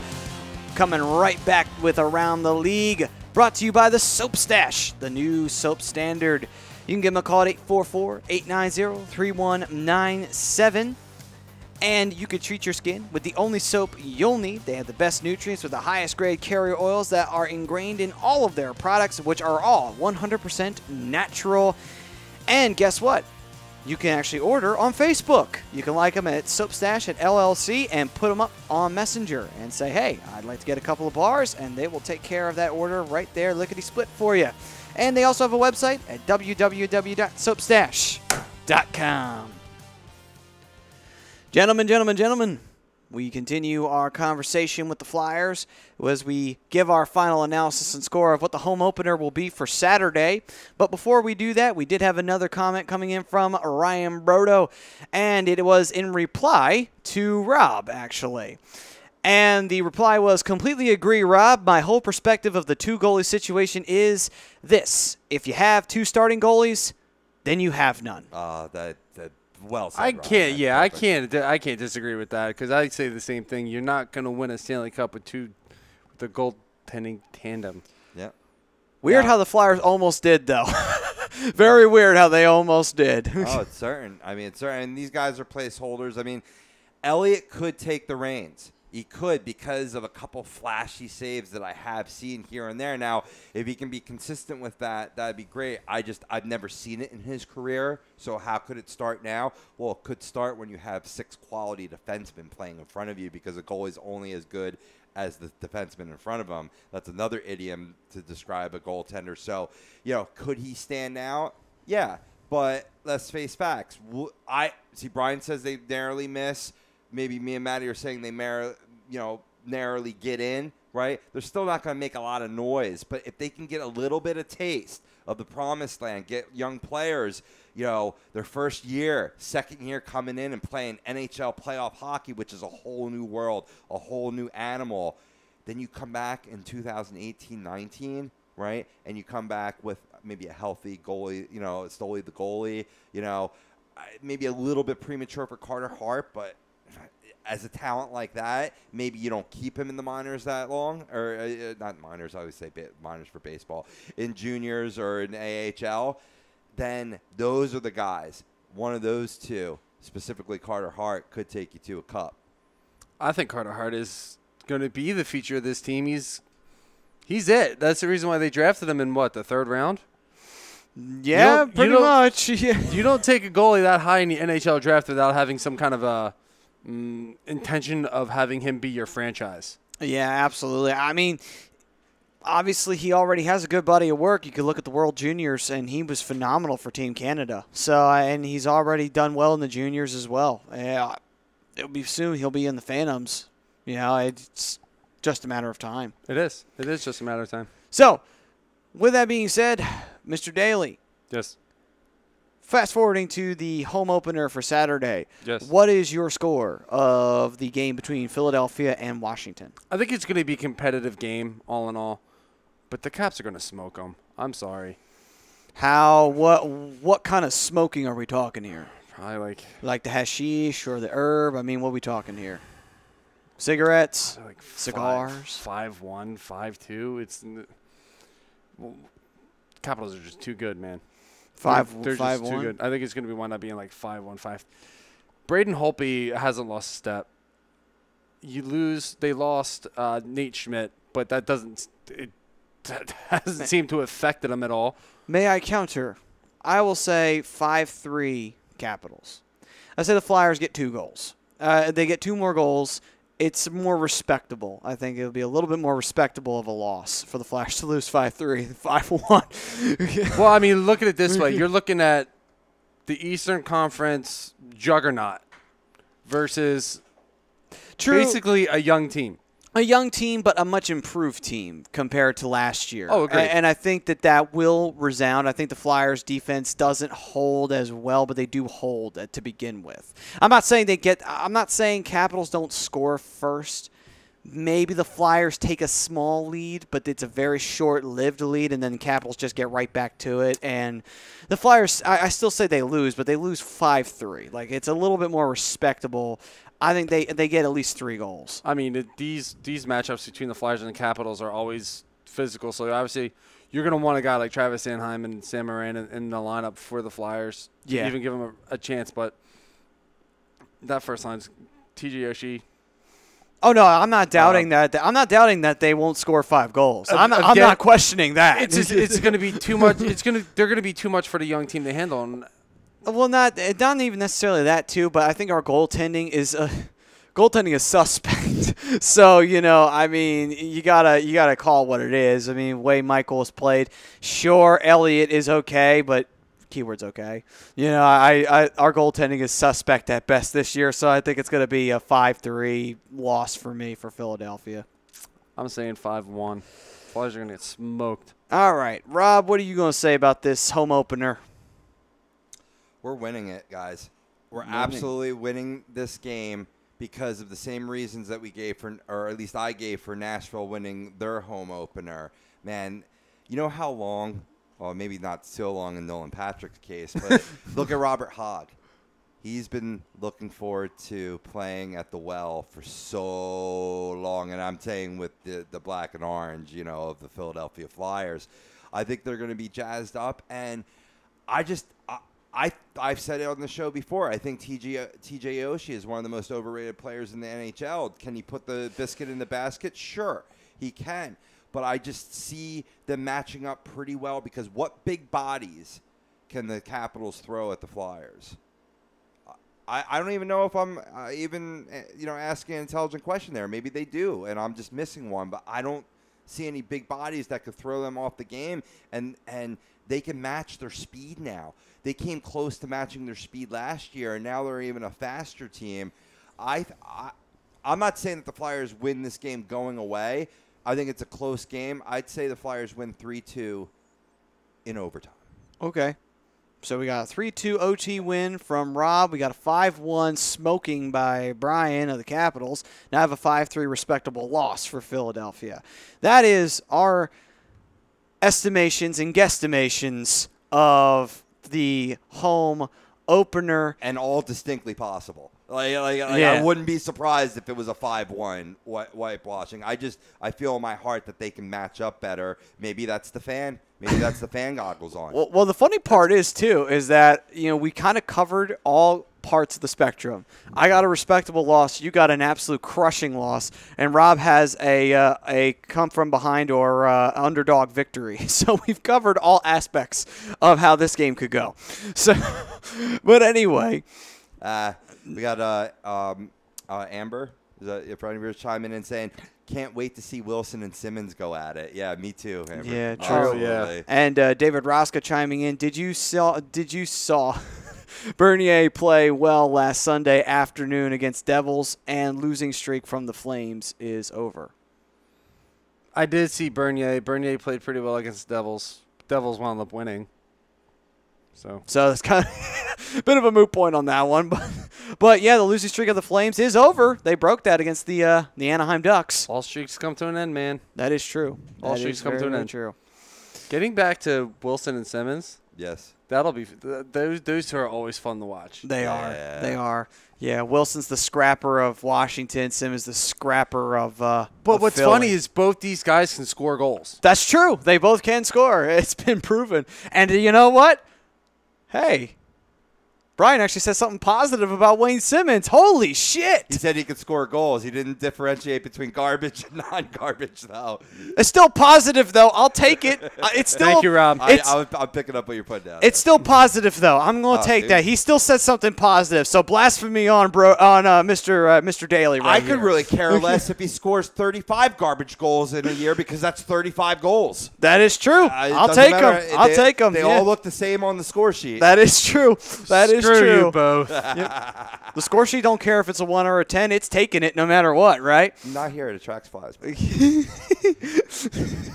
Oh, my gentle Jesus. Yeah. So with that all being said, we take a quick break from the Flyers as we previewed their home opener and with their next game they got coming up tonight against Nashville. And we go around the league with some history that was made, and in particular, a very interesting history that was made. Nathan Walker of the Washington Capitals, the first ever Australian player in the NHL. And not only that, he scored. First ever Australian to score a goal in the NHL. That's nothing like making history twice in one day. Scoring a goal is the first ever Australian to play in an NHL game, and you're also the first Australian player in NHL history. That's impressive. Real quick before we jump back, I was told to tell you don't forget about Dmitry Orlov. Yeah, because he's a hitter. Yeah, he's a big body. That could be somebody that could be troublesome. Well, Ovechkin's actually not, definitely. and honestly enough, Ovechkin's not afraid to throw the body around either. Mm-hmm. So I mean, honestly, it's the Washington team's going to come out. And they're going to throw some bodies around. That's like they love to do that too. Brooks it's what they are. Orpik. Brooks Orpik, yeah. And fellas, a real quick aside, being that you brought up the Australian player, right? If you ever get a chance to watch this YouTube video of Margot Robbie just explaining like Australian jargon, it's the hottest thing I've ever seen. I want to impregnate Margot Robbie so hard. Tell us how you really feel, Rob. Oh, is this mic I don't think we need to go any further. I didn't know this mic mic was on. We don't need to go any further. What will you enough do? said there. No. What will you do, Rob, when the door is shut and it's locked and the shades are drawn? It includes a sex swing. That's all. Maybe a gimp suit. But anyway. Can oh boy. Oh, fabulous comments. All right. So I think Brian finally wants to steer away from this, don't you? Amber, I love you, and I wouldn't totally understand if Eli never watched the show again. You guys are terrible. No, actually, I would like to say in defense, we are providing an education. I'm not saying a good education, but we're providing an education. It's a swing, you know. This you poor push kid is it. gonna Yeah, you just push. Fine. Yeah, it's like a swing you see on a playground. Yeah, right. It's just it's a swing for adults. Okay, let's make that a little bit more clear. Can we get back to the Capitals? This is one thing I never thought I'd ever say in my life. I'm sorry, Amber. All right, back to this. Let's get to around the league. Nathan Walker, first Australian to play in an NHL game, score an NHL goal. History made twice in one day. With that being said, Rob, what else you got in around the league? I'll start off with the 3 stars, the first 3 stars of the young NHL season. And we've talked about a couple of these names already. Not a big surprise that Alex Ovechkin gets #1 star at a, 4-goal performance, I believe, either in their first or second game. Who was it? Alex Ovechkin. Oh, he had 2 hat tricks in back-to-back games. Yeah, that's what it was. 2 hat tricks in back-to-back games. So absolutely on fire to start the season. First time to do that. It's first person to do that in 100 years. And he gets those goals out of the way before they come to Philly. That's cool. I like that. Yeah, very good idea. Yeah. Second star was Marc-Andre Fleury of the Vegas Golden Knights. A big reason why they're off to a 2-0 start. Yeah. 2-0. Isn't it weird to say Marc-Andre Fleury and not follow it with Pittsburgh? Yeah, it is kind of weird. To me, I thought he'd be a Pittsburgh Penguin for life. Yeah, you know what though? I'm sure he's not complaining. He's not in a timeshare for between the pipes. He's the clear #1 now again. That is true. Yeah. That is true. And #3 star of the week, Brian's favorite player, Wayne Simmons. Least favorite player today. I forgot the least part. You do realize, Brian, you could use the word scumbag anytime you wanted to, right? Oh yeah. See, I call it like I see it. I have to be a scumbag to call other people a scumbag, or else I have no proof of my pudding. Well, I mean, he kind of is. Please feel free to go into. I mean, come on. Let's elaborate. Let's call it like we see it. Wayne Simmons isn't exactly clean.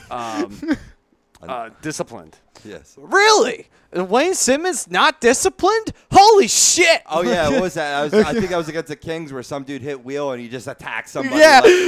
like it was like a bear in the woods that hadn't eaten in 3 days and saw a piece of meat. It's like it was like in the playoffs a couple years ago when Tom Wilson leveled somebody. And then he got into a fight. And he got into a fight instead of taking a penalty. Like, come on. You just completely even the playing field again. What other stuff? We played Boston, and we were absolutely getting crushed, and he just jumped a dude from behind, literally just checking from behind penalty. It was like, Simmons, what the hell, man? I know we're losing, but, geez, calm down, dude. Like, seriously. Totally. Going back to the Vegas Golden Knights, the distinct honor of the historic first goal in franchise history goes to former Pittsburgh Penguin forward James Neal, who, according to Mikey Kleinkoff of FDN, said that the big reason why the Vegas Knights are off to this hot start is because of all the former Penguins that are on this team. Yeah, it's true. And we do have a response, by the way, from Amber. And it's just a bunch of smiley faces saying he's just laughing along. Oh, that's good. Nice. Followed with Ovi also made history and being the first player since 1917. Actually, yes, you are correct, Amber. He's the first person to have back-to-back hat tricks since 1917. So, yes, very, very true. She knows her shit. She does. Yep. She does. Now, in their historic debut in their first game, off to a somber note, of course, they paid homage to all those that lost their lives in the shootings out there in Vegas. And one of their own was actually shot and killed, this young woman, young family or whatnot. And a lot of arenas went quiet and had a moment of silence. But in that one, it was just the most well done. I swear the moment of silence turned into several moments. And then they got to the game. because it's all about, yes, this tragedy did happen, and not let us not forget those that lost their lives, but let us move on with the sport of hockey, with the thrill of sport, to try to heal the wounds, so to speak. So it was just a remarkable pregame ceremony that they did out there in Vegas. Moving on to the Buffalo Sabres, they inked star Jack Eichel to an 8-year, $80 million contract. The second-year player scored 24 goals and 33 assists in 61 games last season. Think that's about a fair price for him? About $10 million a year. I mean, I don't think so. I think they're paying a little much for him, but he's the guy that's going to bring that franchise back to life. And I mean, you're going to pay a heavy price for your face, It really second-year player though. Yeah, that's where I'm thinking it's a little heavy. I get that, but again, it's the face, and usually the face of the franchise is the one who gets paid the big bucks. It doesn't matter what season it is. And Rob's doing the "you can't see me" for John Cena. Yeah, he's 100% correct on that one. Big bucks for the face of any kind of brand, and that's just how it is. I mean, you're absolutely not wrong. You're 100% right, but being your second-year player, he missed a little bit of time last year. He put up, what did you say, 30 goals? 34. Still, that's respectable for missing time. You still put up 34 goals. No, agreed, but $10 million for a kid that's, 21? Right. Yeah, but the same can be said. You're giving a lot of money to guys like Connor McDavid, Austin Matthews. Yes, he's not on their level. I think we can safely say that. I don't even think they were giving Sidney Crosby that kind of money when he first came into the league. Well, yeah. Well, okay. I think they would if they could. And he's the face of the NHL. Honestly, though, I think Pittsburgh would have. In all honesty, I think if they had known what they know now, they would have done it a lot earlier than they did. Because then they finally gave him that giant paycheck afterwards. But still, I think if they would, hindsight being 2020, I think they would have given him more if they had known what they know now. Length is okay. I would have probably given him 8.5. I knew I got that wrong. Pardon me. It was 24 goals, not 34 goals. It was 24 goals. It was 33 assists. 24 is still a good number. Yep. Yeah, consistent too, because he matched his rookie season of 24. Yeah, I mean, I would have given him 8.5. I mean, 10 is a little much, in my opinion. And Amber brings up a very good point. They also fired a coach to keep him. And a GM. And a GM, too, yeah. You wanted them both out. Yeah, so, I mean, she's right. It's his team. There's no doubt about it. Yeah. You knew when they drafted him with number 3 overall that he was going to be that guy. And they need that guy. And they don't have it. Yeah, I mean, quite frankly, though, Buffalo can just stay a shitty team for all I care because I could care less about them. So stay shitty, Buffalo, please. Just stay shitty for the sake of the NHL and for the sake of my sanity, please. I don't think many people are going to be too worried about your sanity there, Matty. Actually, I'm not sane, so you know what? It doesn't really matter. It's a moot point. And what a solid hockey fan Amber is, too. I didn't know this, that back-to-back hat tricks was the first player since 1917. Wow. Good factoid.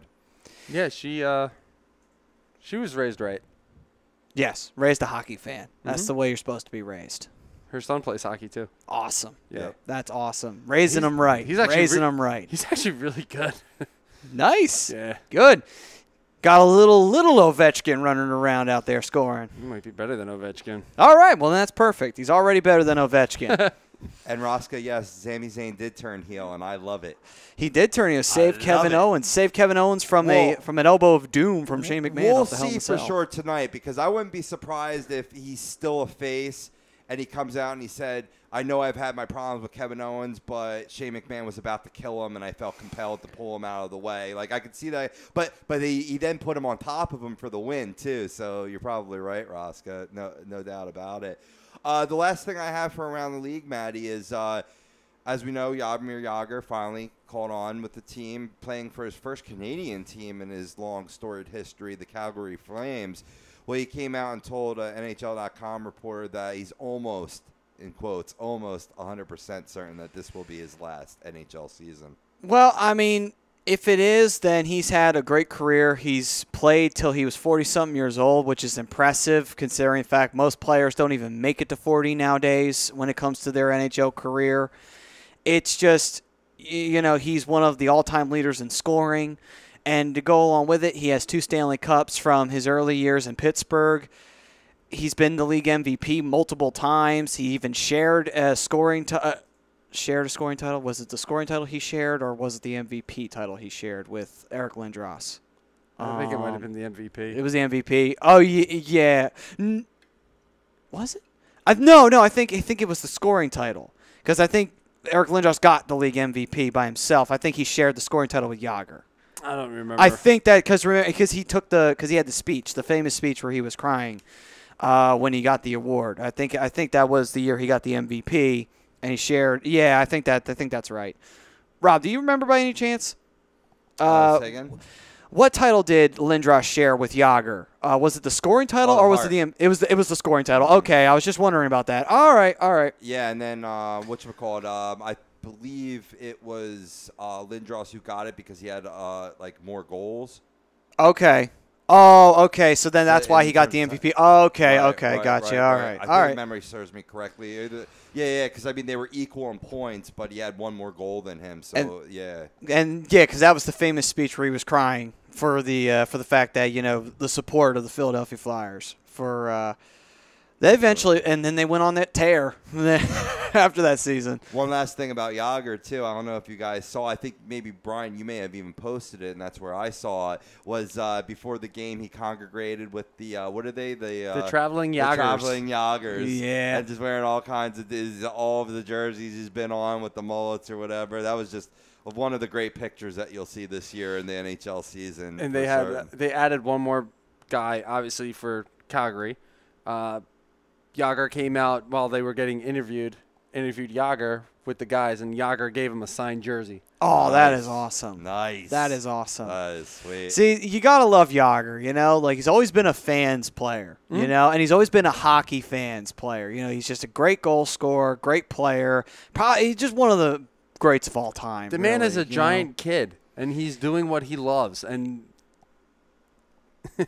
when he finally does decide to hang up the skates, he's gonna be sorely missed. Oh, absolutely. He'll be right up there. He'll be, if they ever make an NHL and this would be great if they ever did this. If they did a Winter Classic where they did not have necessarily an alumni game because the two teams faced off before, but they put the NHL all-time greats that are still young enough to put on skates, stuff like that. You could have guys like Gretzky and Lemieux and Jágr right on the same line, just as just a show of that. Is just greatness right there, Truth. So that would be great to see one day. That'd be really great to see. But we got some other comments rolling on in here. Jeremy Ben Israel chiming in again. He said, have the Flyers or any other team ever opened the season where the first 3 games were the opposition's home openers? Strange. And indeed, it is strange, actually. The funny part is I think the Flyers did this once before, too. I think the Flyers had 3 home openers. I think they did. They had Colorado. They had to do the home opener. I think they also had the home opener in Nashville once. Not just this season. I think the Flyers did it one other time, to be honest with you. But to add to it, no. I don't think any other team has ever had to do this, to be honest with you. Can't recall any other team having to do it. Yeah, I responded to him. I said, I can't remember a time I've seen that happen. Now, I've seen it in baseball with series where I believe it was New York Mets last season, not this previous season that just concluded, the season before, where their first 3 series were on the road, and it was all each team's opening series in their ballpark or whatnot. So a little more commonality there. You can see that. Usually you don't see that in hockey because more game. You know what I mean? More individual games where you're playing this team, that team in quick succession. But it makes sense, though, when you're opening it on a West Coast trip and the games are it was Wednesday, Thursday, and Saturday. Close proximity, chances are they're going to be their home openers, but not by the 3rd game. You would have thought that Anaheim would have already played, but they must have opened up on the road as well.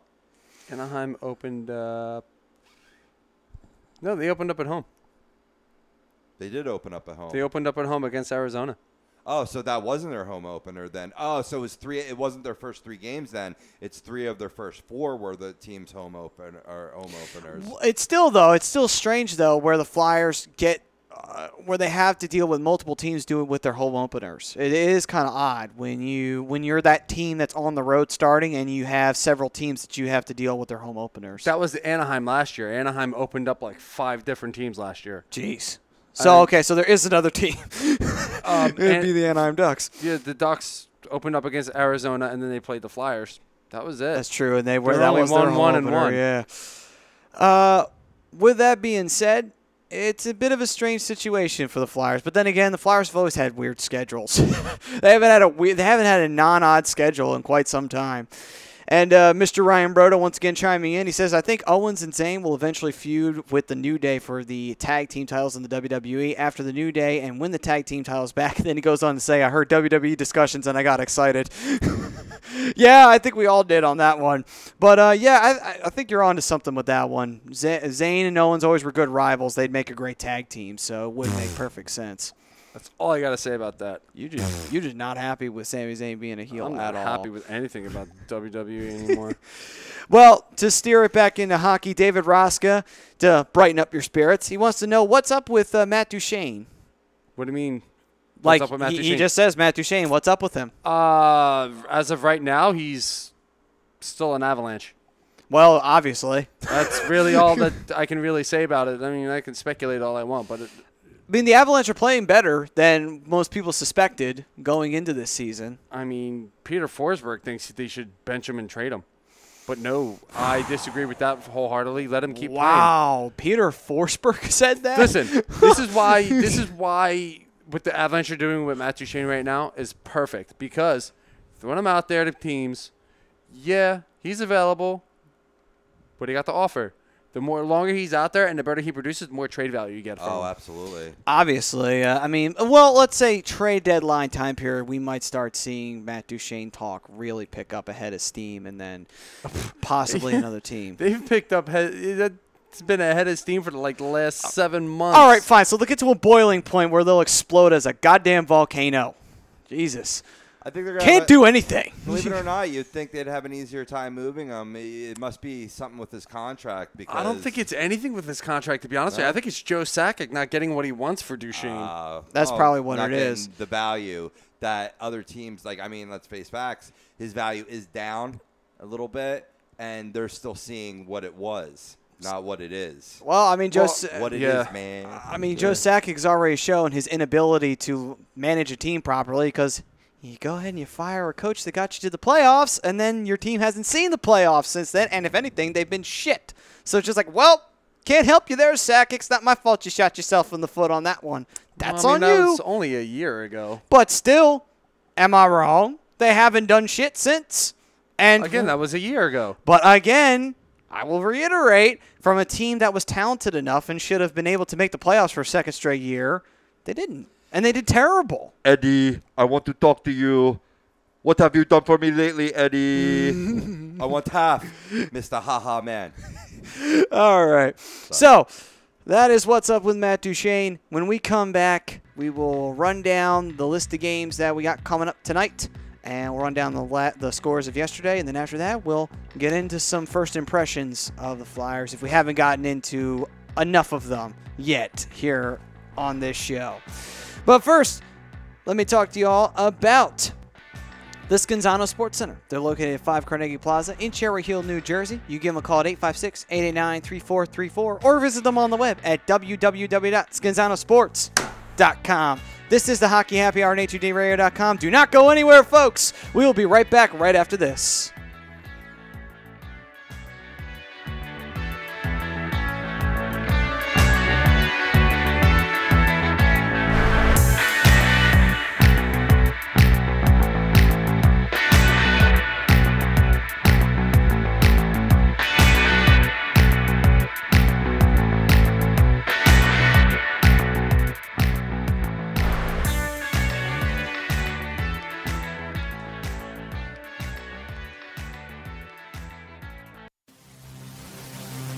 Welcome in to the worldwide leader of what? Real Talk, HUDRadio.com.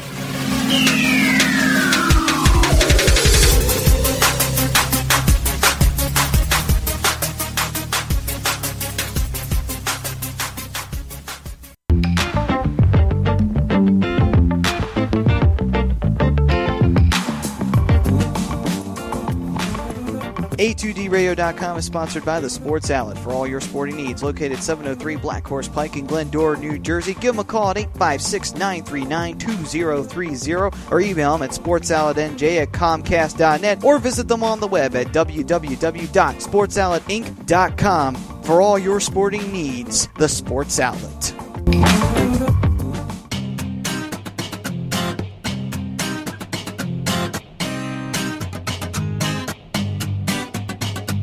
A2DRadio.com is proudly sponsored by Gibson Mayer LLC Certified Public Accountants. Gibson Mayer, located in Yardley, PA, is a leading accounting and business consulting firm with a proven track record of handling critical issues with expertise across many different industries, including construction, distribution, hospitality, manufacturing, real estate, service trades, merchandising, professional services, and professional athletes. Give them a call at 215-369-3300. That's 215-369-3300. Your initial consultation is always free, and if you tell them that Tom and Mike from AM and the PM sent you, you'll receive 15% off all income tax services completed by February 15th.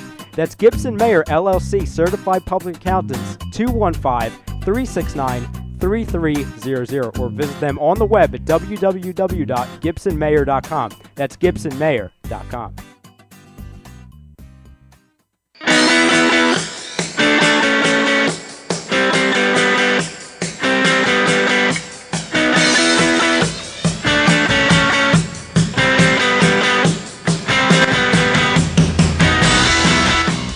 Hey, do you need to get your skills in shape? Then contact the Scanzano Sports Center, located at 5 Carnegie Plaza in Cherry Hill, New Jersey. You can give them a call at 856-889-3434 or visit them on the web at www.scanzanosports.com. John Scanzano offers individual, semi-private, and team training lessons in hitting, pitching, catching, outfield, along with turf rentals. The Scanzano Sports Center is equipped with a 31,000 square foot indoor facility, 4 batting cages, and a 4,000 square foot strengthening and conditioning room. So what are you waiting for? Contact the Scanzano Sports Center today.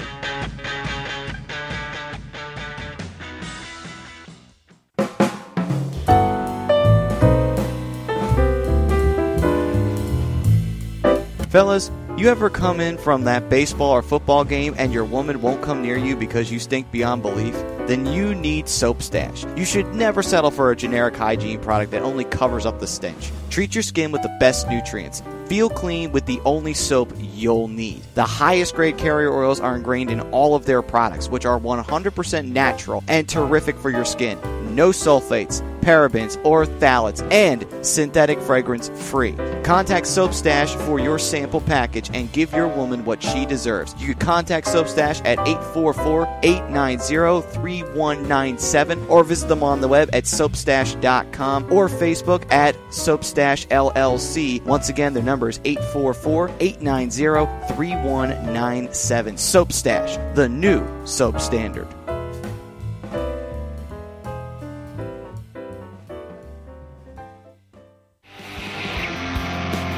You're listening to the Hockey Happy Hour, only on A2DRadio.com.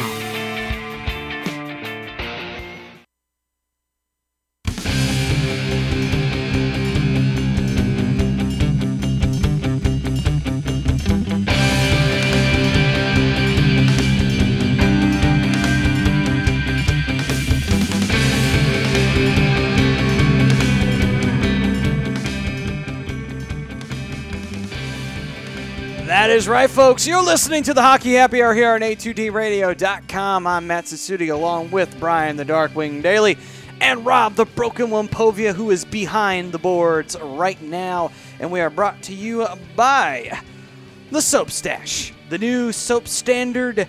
And you can treat your skin with the only soap that you'll need. And you want to know why you want to treat yourself with this soap? It's because they got the best nutrients with the highest grade carrier oils that are ingrained in all their products, which are 100% au natural. And you can call them at 844-890-3197. Visit them on the web at www.soapstash.com. Or you can hit them up on Facebook at Soapstash LLC, and that's actually where they like to get their orders. So hit them up on Messenger, and then they will take care of your order, whether it be 2 bars, 3 bars, 4 bars, 5. It does not matter. They will be able to take care of you and make you feel clean with the only soap you'll need. That is the Soap Stash. All right.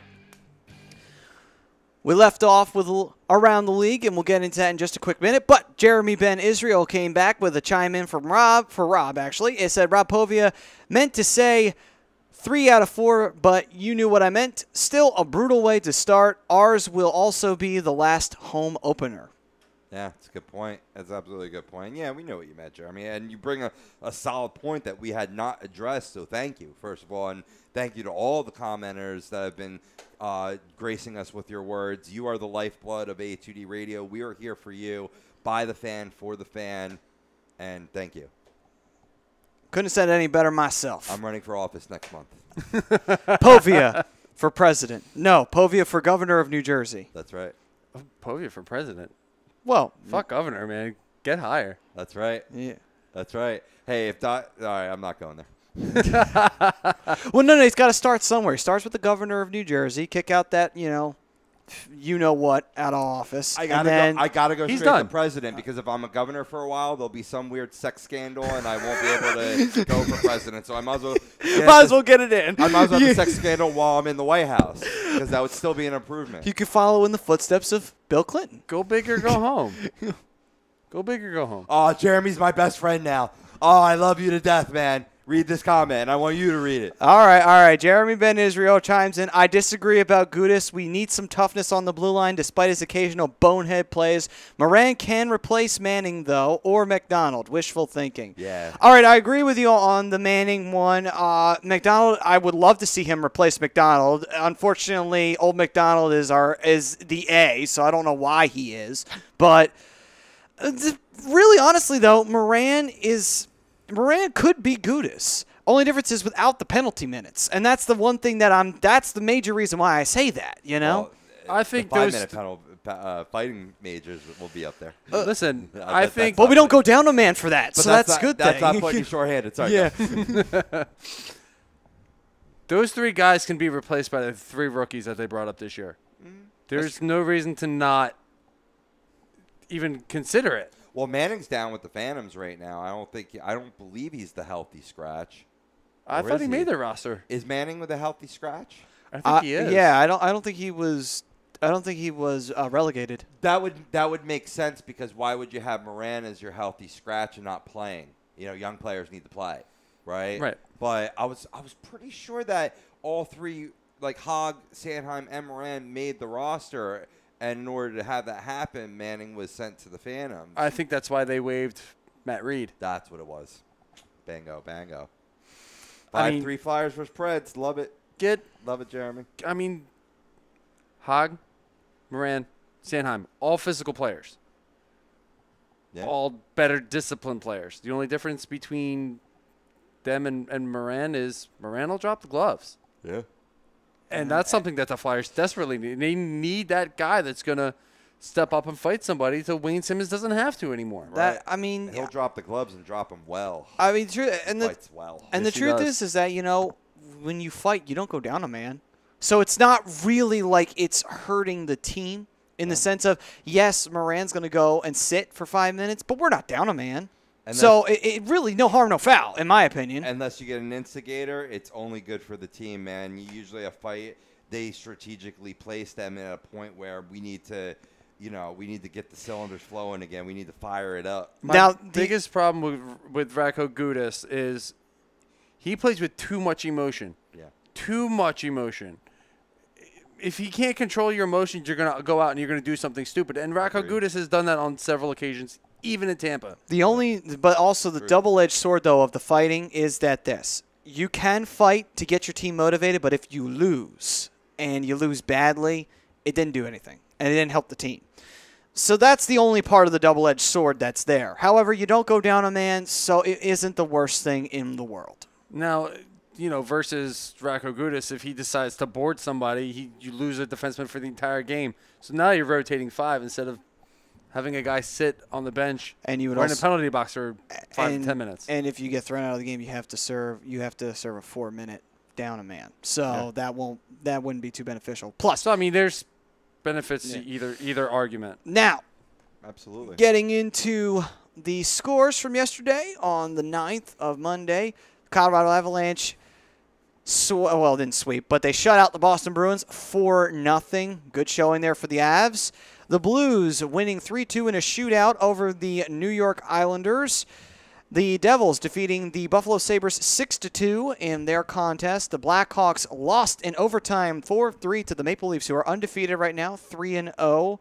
And the Capitals taking a loss, their first one of the season, in overtime to the Tampa Bay Lightning, 4-3 in overtime. The Jets defeating the Edmonton Oilers 5-2 in convincing fashion. Pretty impressive for the Jets after getting to an auspicious start. And the Calgary Flames breaking their curse in Anaheim, winning in a shutout 2-0. And that was your scores for yesterday. Watch out for them Bolts, man. I'm telling you, when we were previewing the season, I think they're going to make some noise this year. We're going to have to go visit Mr. Burr down in Florida, taking a little Flyers Lightning game. That'd be interesting. That'd be fun. Yes. And for tonight's matchups that are besides the Flyers and the Predators, if you are interested in catching other games out there, the St. Louis Blues face the New York Rangers. The Columbus Blue Jackets battled the Carolina Hurricanes, which is a free game available. I don't know why you'd pick that one, but okay. The Blackhawks and the Canadiens face off, and that will be on NBCSN. And that's at 7:30, in case you're wondering. And the Red Wings face the Dallas Stars, the Ottawa Senators, who are actually winless right now. They are 0-2 in OTLs against the Vancouver Canucks, who have not lost yet with only one game played. That's at 10 o'clock.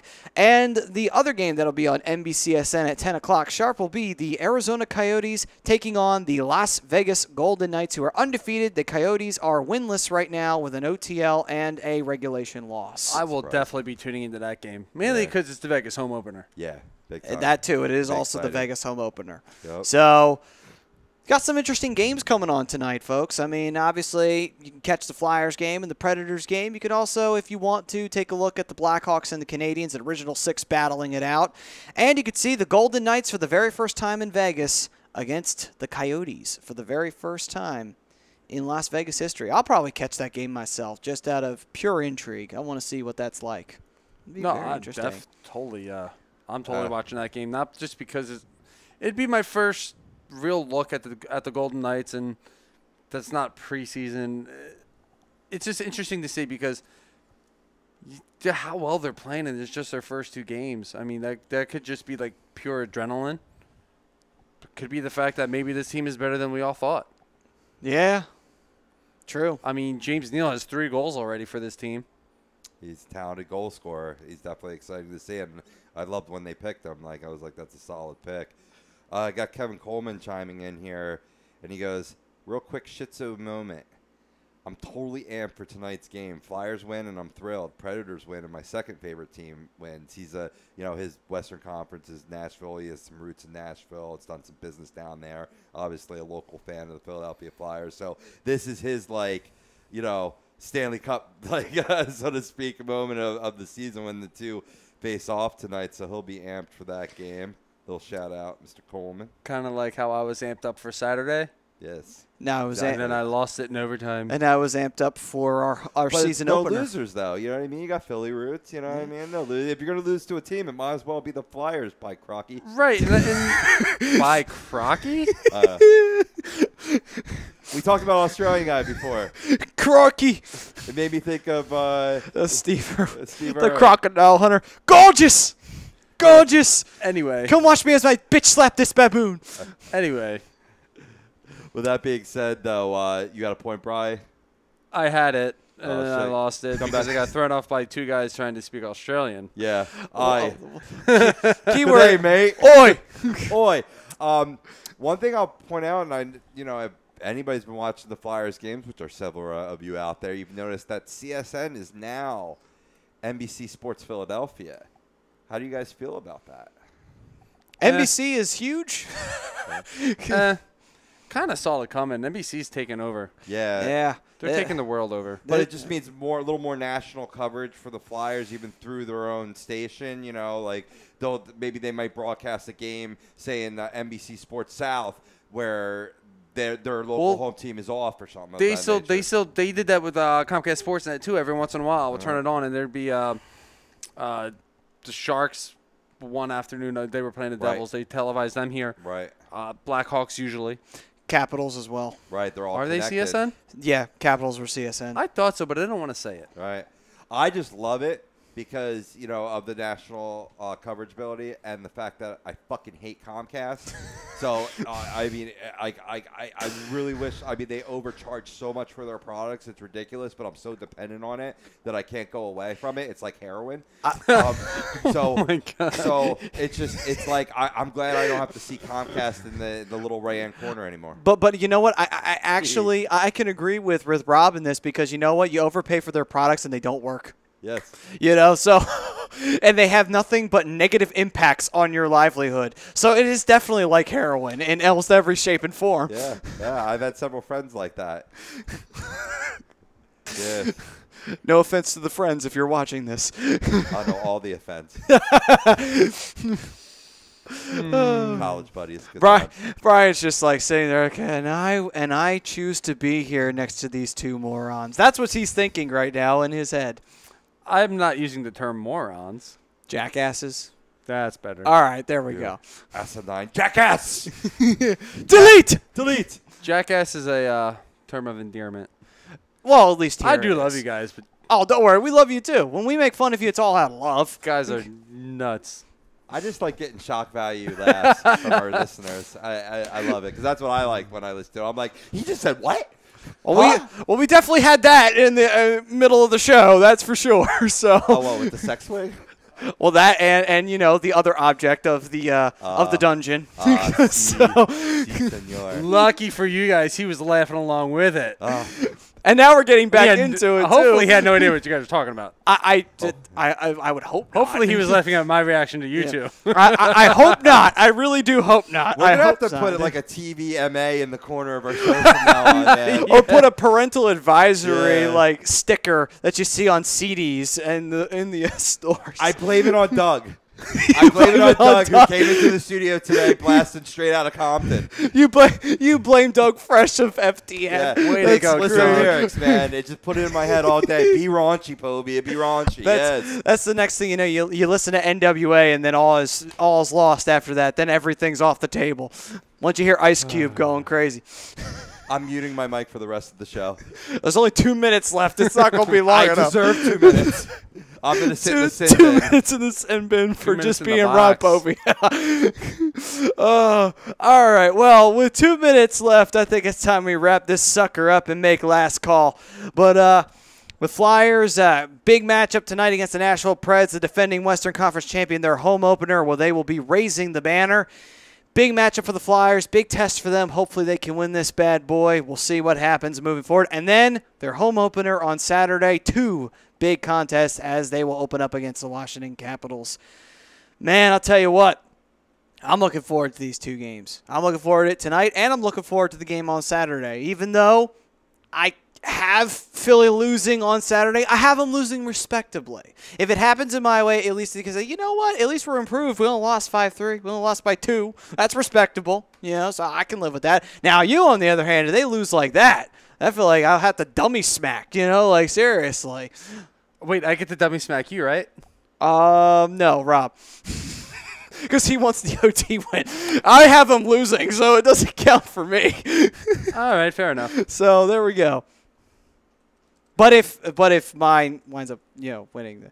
But you know what? If Jeremy if his winds up coming out with a 5-3 Flyers win, then he gets to come down here and dummy smack all of us. So there we go, Jeremy. If you want to be on the show dummy smacking us, hopefully your 5-3 prediction will come true. You're not dummy smacking me, bro. Sorry. You can dummy smack those 2, but it's called. Come on, Brian. I'm not down for that. It is called taking one for the team. I will not take one for the team. It is called taking one for the team. Keeping it real. When keeping it real goes wrong.